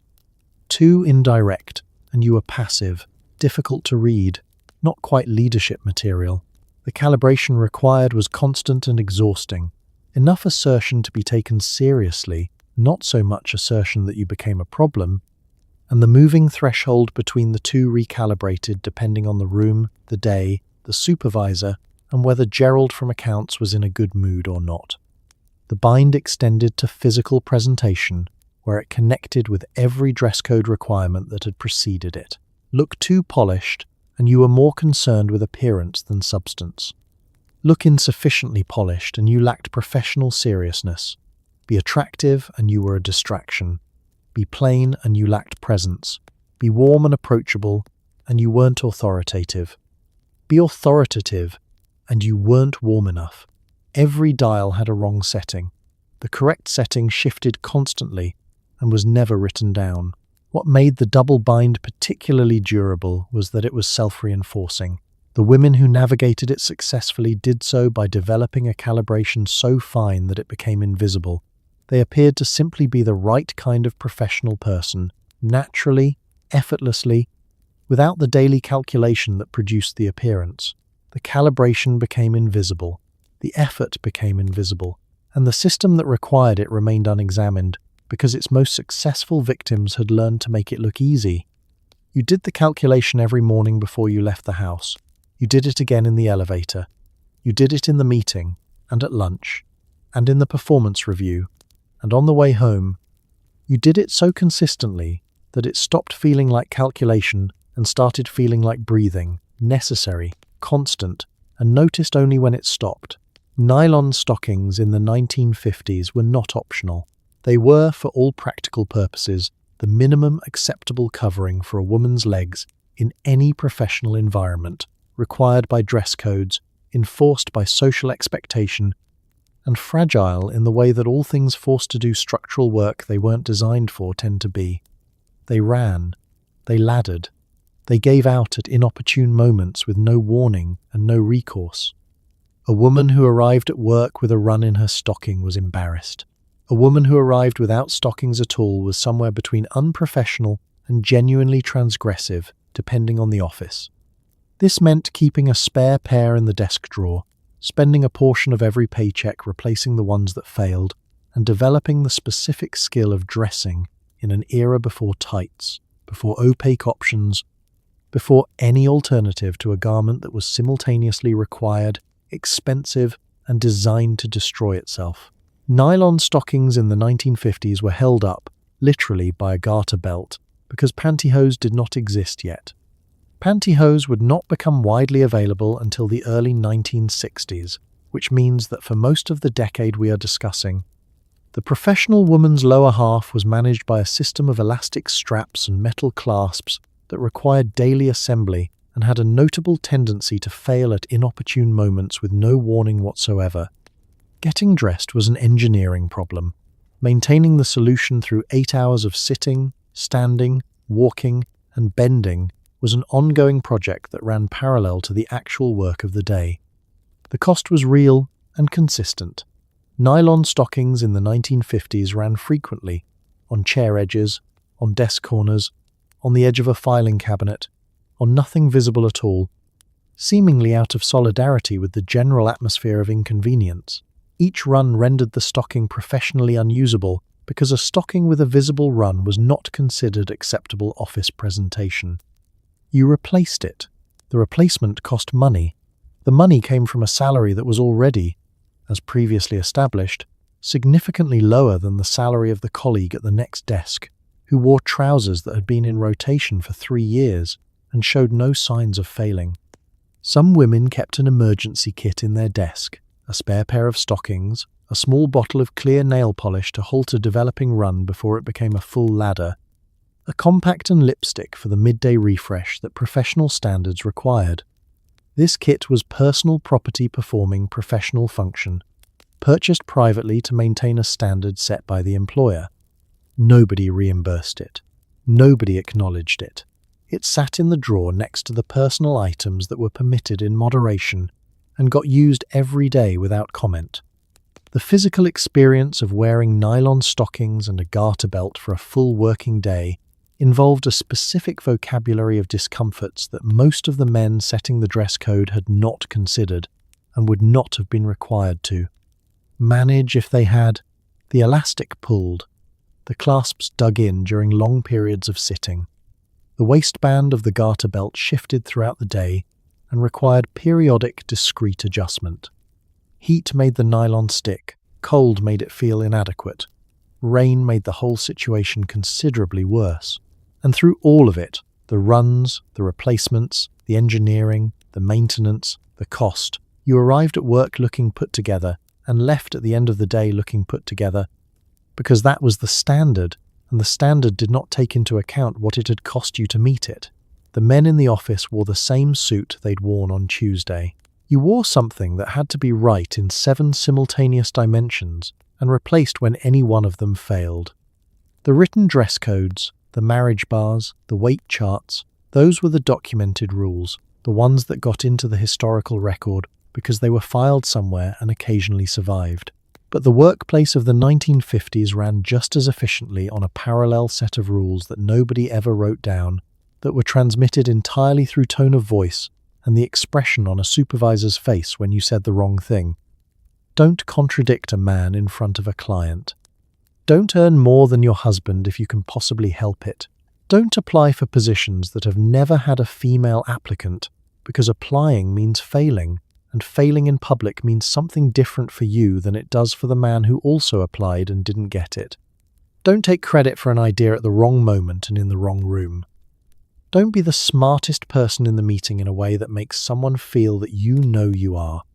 The unwritten rules were transmitted through the same channels that all workplace culture travels, through the behavior of senior employees observed by junior ones, through the feedback given and not given, through the stories that circulated about women who had made certain mistakes and the consequences that followed. You learned them not from a handbook, but from watching, listening, and occasionally being the cautionary example that someone else learned from. The learning curve was steep, and the tuition was paid in professional setbacks. The rule about not contradicting a man in front of a client was perhaps the most universally observed. It applied regardless of whether the man was correct. It applied regardless of whether the correction would have served the client's interests. It applied because the social cost of the correction, the impression it created, the dynamic it disrupted, the conversation it would generate afterward in the elevator, was a cost that fell on the woman who had made it, not on the man who had been wrong. You held the correction in your mouth like something too hot to swallow and found a way to introduce the accurate information later, privately, through a channel that preserved the relevant man's sense of authority while also preventing the client from acting on incorrect information. This was considered good professional judgment. It required the suppression of the most basic professional instinct, which is to be right, loudly, when being right matters. The rule about credit was similarly intricate. Ideas generated by women in 1950s workplaces had a documented tendency to appear, slightly later, as ideas generated by the men those women had shared them with. This was not always malicious. Sometimes it was the simple mechanics of a meeting room where certain voices carried more authority than others, and a suggestion made quietly by a woman became a proposal made confidently by a man 3 minutes later, and the room responded to the confidence rather than tracking the origin.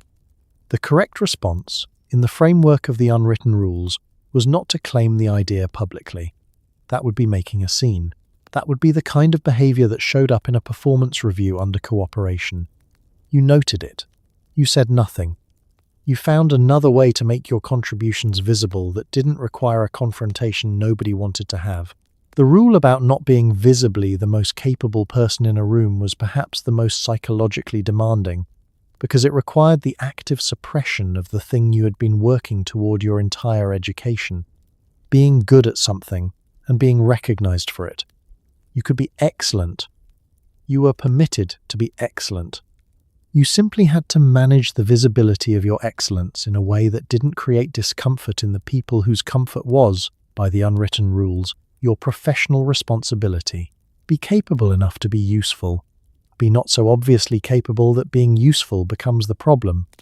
These rules were passed between women over lunch, in quick exchanges at the coat rack, in the pauses before someone said what they actually meant.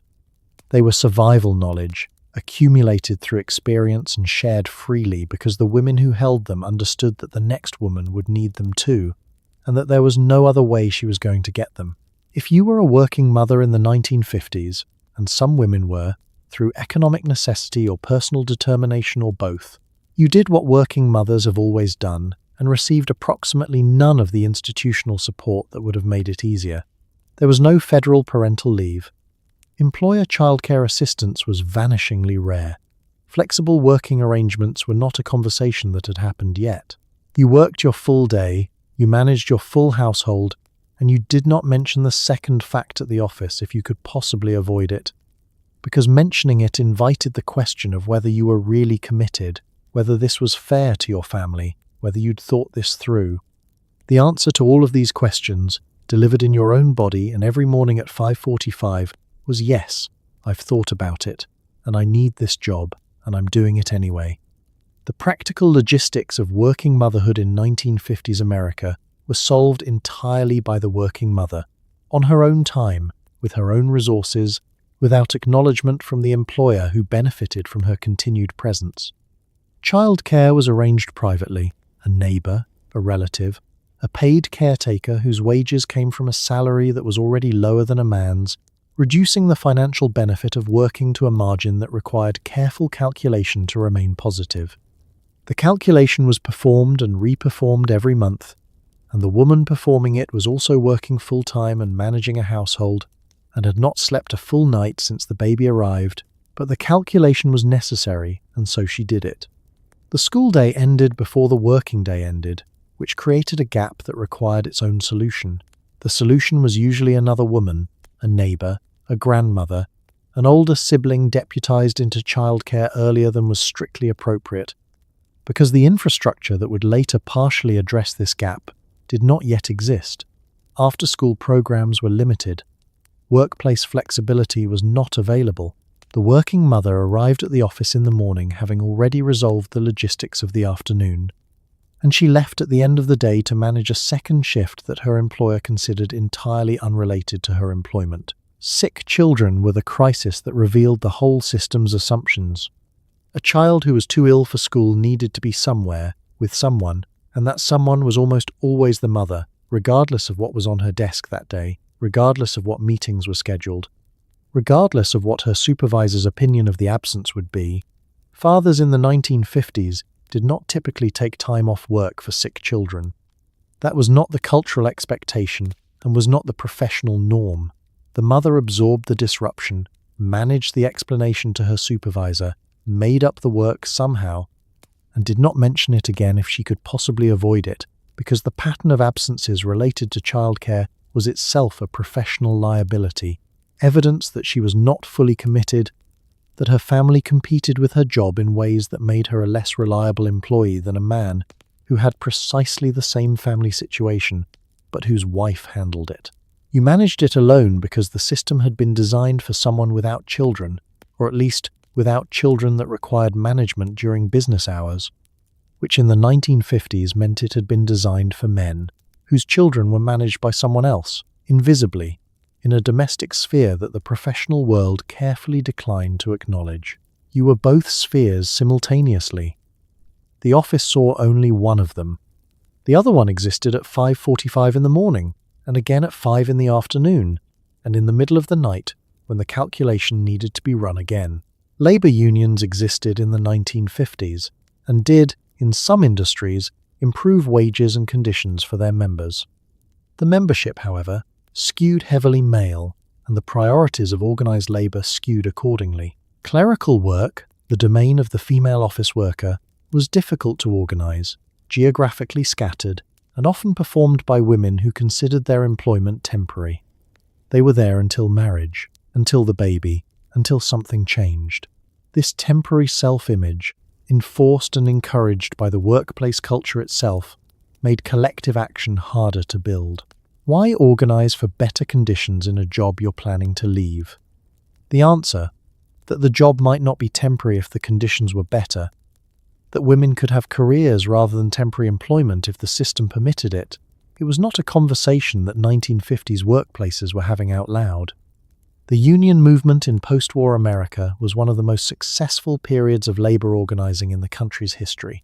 Union membership reached its peak in the 1950s, representing around a third of the private sector workforce. Collective bargaining produced real gains in wages, benefits, hours, and workplace conditions for the workers it covered. The workers it covered were predominantly male, working in manufacturing, construction, transportation, and heavy industry. Sectors that were themselves predominantly male and that had been the focus of organizing efforts since the movement's earliest days.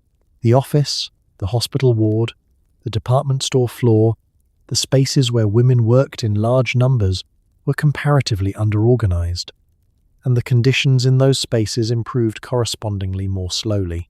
The male-dominated unions of the era had their own complicated relationship with female workers. Some unions supported equal pay and welcomed female members in principle, while structuring their leadership, their bargaining priorities, and their organizing culture around the needs of their male membership in practice.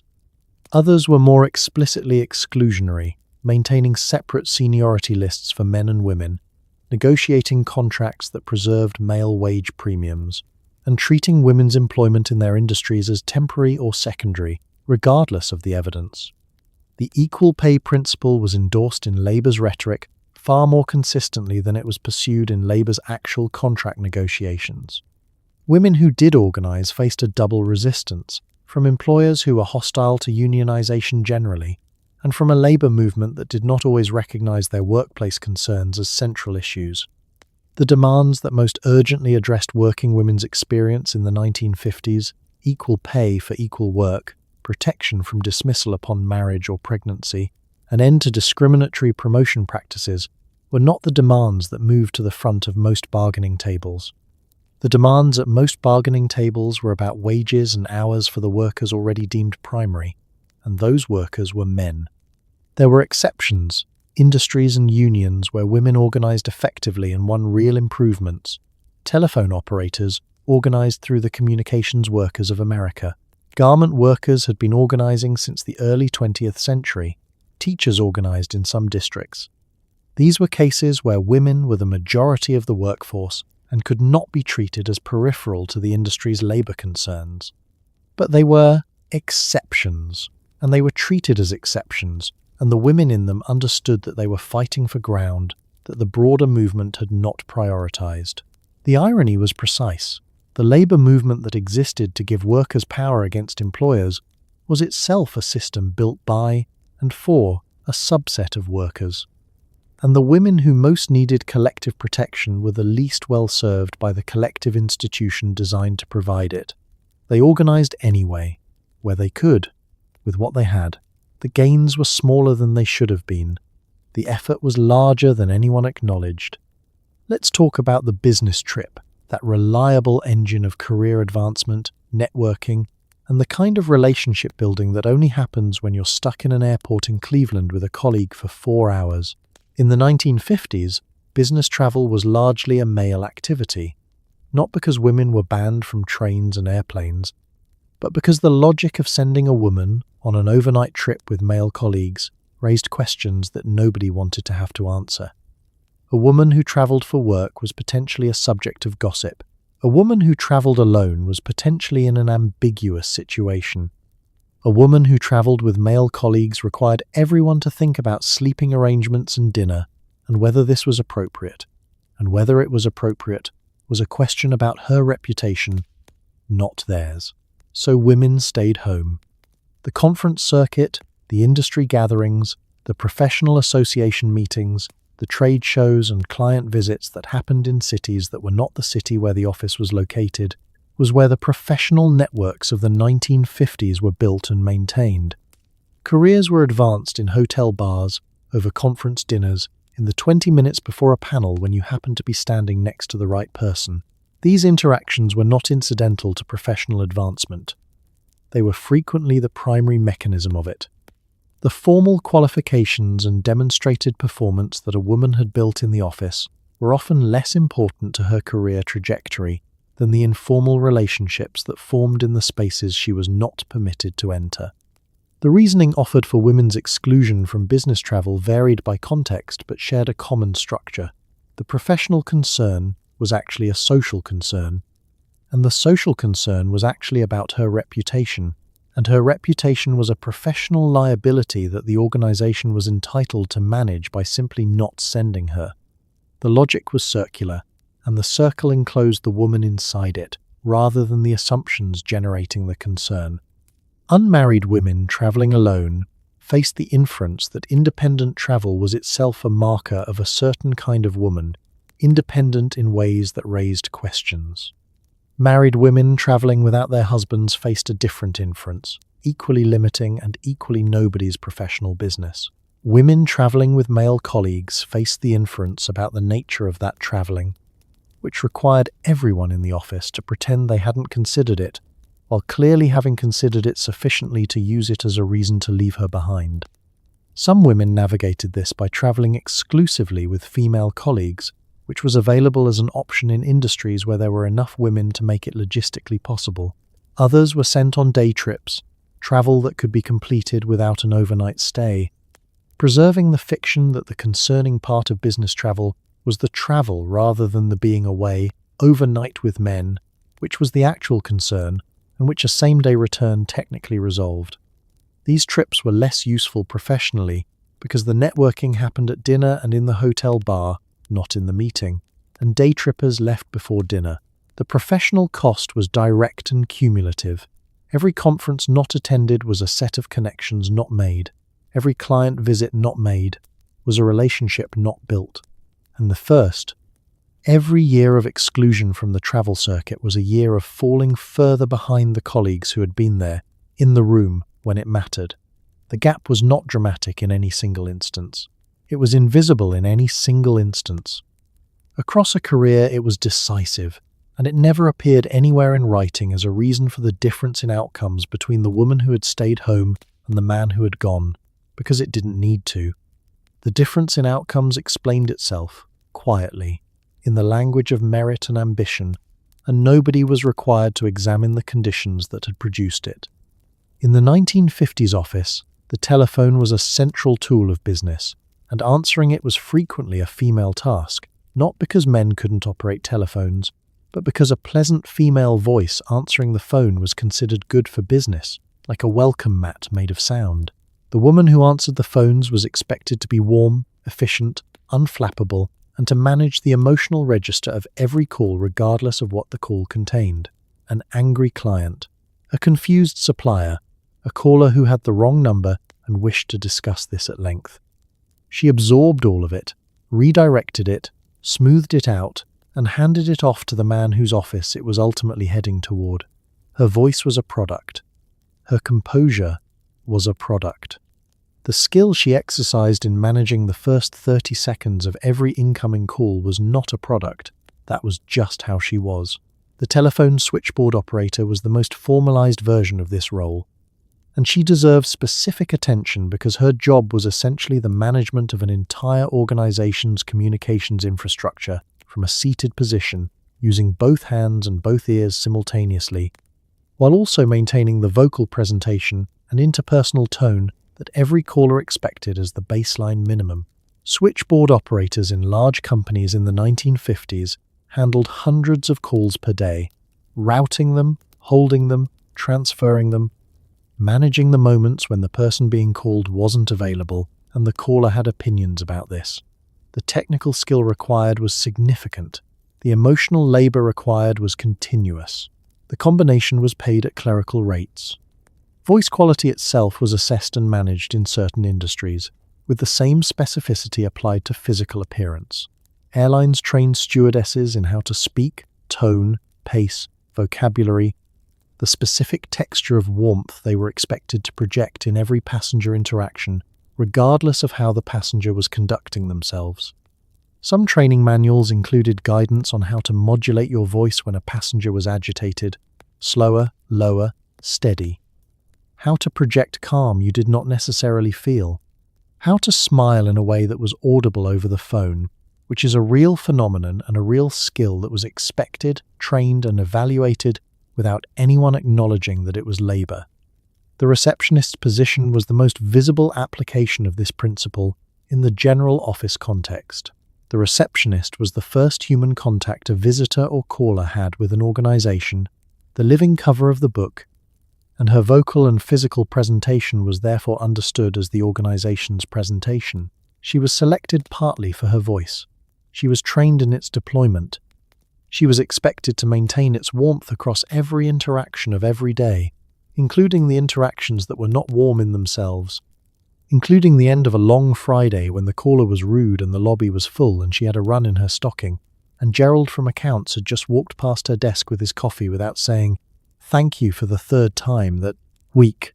The calls she handled that required real skill, the de-escalation of an angry client, the management of a complex routing problem, the navigation of a caller who wanted to speak to someone senior about something sensitive, received no specific acknowledgement. They were part of the job.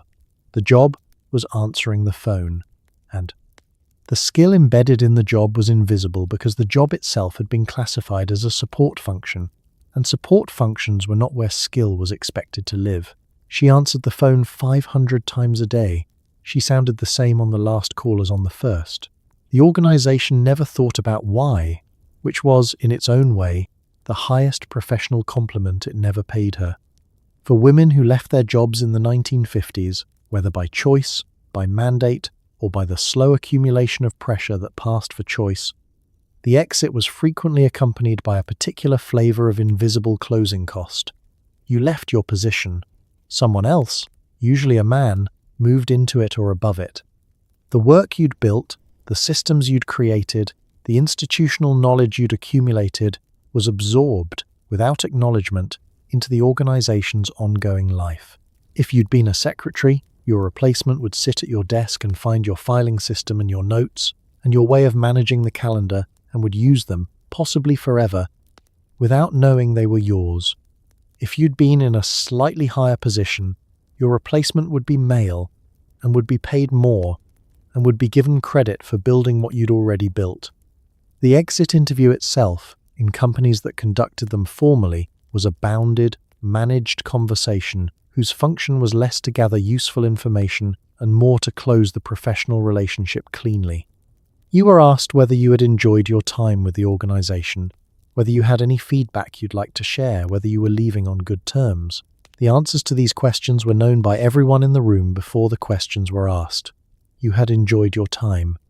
Your feedback was moderate and constructive, and did not include anything that would require follow-up.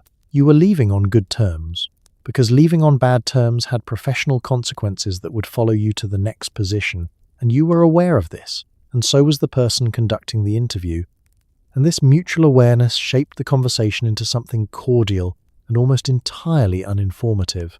The things you actually knew about how the organization functioned, about what was broken and why, about the informal dynamics that made the work harder than it needed to be, about the ways women were systematically underused and undercompensated. None of this was invited in the exit interview, and none of it was safe to offer unsolicited. The exit interview was the organization's opportunity to close a file. It was not an opportunity for institutional learning, and the women who had learned the most about how the institution actually functioned were not asked to contribute that learning as they left. The institutional knowledge they took with them was real and significant. The woman who had been managing a senior executive's professional life for 7 years took with her a comprehensive understanding of how his office worked, who the key relationships were, what the history of major decisions looked like, and how to navigate the organization's informal power structure. Her replacement inherited the physical space and the filing system. The knowledge was gone. Within 6 months, the replacement would have rebuilt some version of it through experience. But the rebuilding took time and introduced errors and inefficiencies that the organization absorbed without ever connecting them to the departure of the person who had previously prevented them.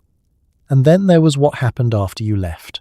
The work you had done was attributed, going forward, to the department, the team, the organization, to a collective whose most visible members were the men whose names appeared on the correspondence and the meeting notes. Your contribution dissolved into the institution's history without a named entry. The systems you built were used, the patterns you established were followed. The relationships you had cultivated with clients and suppliers continued to benefit the organization. None of it carried your name. None of it needed to. The organization had what it needed, and you had a reference letter, and that was, in the framework of 1953, a satisfactory exchange. And then there were the women who stayed, who navigated the dress code and the coffee duty and the invisible ceiling and the performance reviews that judged their personalities alongside their work, and who stayed anyway because they needed the income, or because they were genuinely excellent at what they did and refused to let the system have the satisfaction of driving them out, or because they could see, with the particular clarity of someone who has been underestimated their entire career, exactly what was possible if they could just outlast the conditions. These women built careers in the margins of a system designed to prevent them. They were meticulous, because being meticulous left no opening for criticism. They were generous with their knowledge, because generosity built the alliances they couldn't build through formal power. They said the right things in the right rooms and kept the rest for later, in conversations with other women who understood exactly what they were describing without needing it explained. The women who stayed long enough to become senior in their organizations occupied a particular and peculiar professional position. They were visible enough to be held up as evidence that the system was fair. Look, women do advance here, here is one who has. And isolated enough that they functioned as exceptions rather than as evidence of a pattern. There was rarely more than one of them per department. Sometimes there was one per company. Being the only woman in a senior position in an organization is not the same as the organization having opened its senior positions to women. It is the organization having permitted one woman through a door it otherwise kept closed, and using her presence as evidence that the door was open. The strategies these women developed were practical, specific, and largely invisible to the people around them. They arrived early and stayed late, not because they were inefficient, but because visible presence communicated commitment in a way that their results alone did not. Because results in women were noted and attributed to circumstances, while results in men were noted and attributed to character, and character was promotable in a way that circumstances were not. They chose their battles with a precision that required constant calibration. This one is worth raising. This one will cost more than it gains. This one I will note and hold and use later when the context is more favorable. They built networks carefully, understanding that the formal networks were not designed for them and the informal ones required navigation. They cultivated allies among the men who were willing to be allies, and there were some men who recognized what they were seeing and chose to use their access to the informal systems on behalf of women who didn't have it. These alliances were transactional in the best sense, based on mutual professional respect, maintained through consistent reciprocity, and understood by both parties to be operating slightly outside the official organizational chart. They taught each other. This is perhaps the most important thing they did, and the least documented. The knowledge they had acquired about the unwritten rules, the navigable paths, the specific calibrations required for specific rooms, was passed along in conversations that happened away from the formal workspace, in the 10 minutes before a meeting started, over lunch, on the train home. Survival knowledge, transmitted person to person, accumulating into a body of practical wisdom that had no official existence, but without which the women who came after them would have had to learn everything from scratch. At the full cost of their own professional setbacks, they stayed, they learned, they taught. The system did not change quickly, but the women inside it built something that outlasted the conditions that tried to stop them, and that was its own kind of victory, quiet and durable and almost entirely unrecorded. At 5 o'clock, the working woman of 1953 picked up her handbag, adjusted her hat, and went home. And then she went to work again. The second shift, the cooking, the cleaning, the children, the husband's schedule, the management of a household that was considered entirely her domain, regardless of how many hours she'd just spent at someone else's desk, was not counted as work in any official sense. It appeared in no statistics. It earned no salary. It conferred no professional status. It was simply what a good wife and mother did, in addition to her job, if she had one, and it was not a point of discussion. The woman who worked a full day and then came home to a full evening of domestic labour was not considered remarkable. She was considered normal, which is perhaps the most remarkable thing of all, that this total absorption of a person's every waking hour was so thoroughly expected that it barely registered as a fact, let alone a problem worth naming. The domestic workload of a 1950s household was not trivial. Without the labour-saving infrastructure that would slowly become standard over the following decades, the widespread availability of convenience foods, the more equitable distribution of domestic responsibility that feminism would eventually push toward, the household was a second full-time job conducted without compensation, without recognition, and without the option of calling in sick. Dinner was cooked from scratch. Laundry was washed, dried, folded, and ironed. Children were supervised, fed, bathed, and put to bed. The house was cleaned to a standard the era considered a direct reflection of the woman's character, which meant that a dusty sideboard was not a low-priority chore, but a moral failure with social consequences. The working woman of the 1950s performed this second shift on the hours that remained after the first one. She left the office at 5. She arrived home by 5:30 or 6.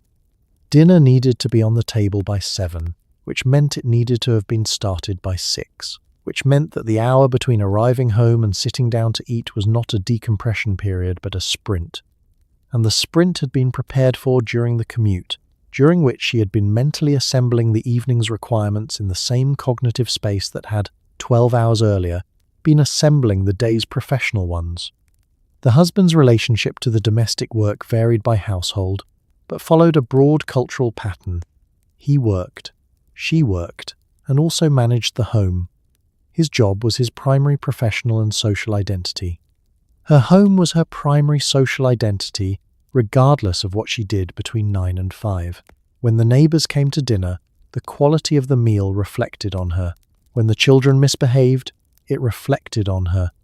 When the house was clean and the dinner was good and the children were presentable, everyone agreed that things were going well, and nobody specifically credited anyone with the reason. The exhaustion of this arrangement was rarely discussed as exhaustion.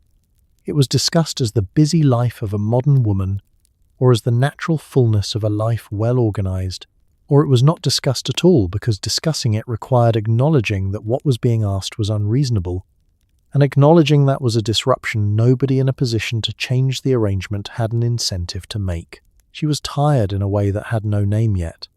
She was performing 2 full-time jobs and being credited with one of them, and the one she was credited with was the one that paid less. She adjusted her hat, she picked up her handbag, and she went home. And then she started the next shift, which was the one nobody counted, in the life that was entirely hers, and somehow never entirely hers at all. So tonight, as you lie in your clean bed with your central heating and your employment contract and your legal right to wear trousers to work, take a quiet moment to think about the women who came before you. The ones who showed up every morning in their regulation heels and their approved lipstick and their carefully maintained nylon stockings, who made the coffee and took the notes and smiled through the performance reviews that judged their personalities alongside their output, and who did all of it without a single law on their side. They were not exceptional women, most of them. They were ordinary women in an extraordinary situation, which is to say, they were women in 1953, which was already a full-time job on top of the full-time job. They navigated systems designed to contain them with a patience and precision that deserved far more credit than it ever received. They built careers in the margins. They passed survival knowledge to each other in 10-minute conversations that no one recorded. They stayed when staying was hard, and when they finally left, they left their filing systems behind for the men who replaced them and never looked back, because looking back cost time they didn't have. The Equal Pay Act came in 1963, the Civil Rights Act in 64, the Protections for Pregnant Workers in 78, the Equal Credit Opportunity Act in 74. Each of these laws arrived because women had been documenting, organizing, and insisting, quietly and then loudly, for years. The laws did not fall from the sky. They were built from the accumulated frustration of women who had been told, for decades, that the arrangement was natural, and who had eventually, collectively, decided that natural was not the same as acceptable. The world those women built for the ones who came after them is imperfect and unfinished. The gaps are smaller, but they are still there. The unwritten rules have been partially rewritten. The coffee, in many offices, makes itself now, or at least gets made by whoever happens to be closest to the machine, regardless of gender, which is modest progress and also, by the standards of 1953, practically revolutionary. So tonight, as your eyes grow heavy and the day fades, let yourself feel a small and genuine gratitude, not the performed kind, but the real kind, that sits quietly in the chest. For the women who wore the girdle and kept the count and stayed late and said nothing in the meeting and said everything on the walk home, for the ones who organized and the ones who endured, and the ones who did both simultaneously without anyone asking how they were holding up. They held up. They always held up. That's the thing about people who have no other option. They tend to find a way. And the way they found is, in part, the ground you're standing on right now. Rest well. You've earned it. And so did they.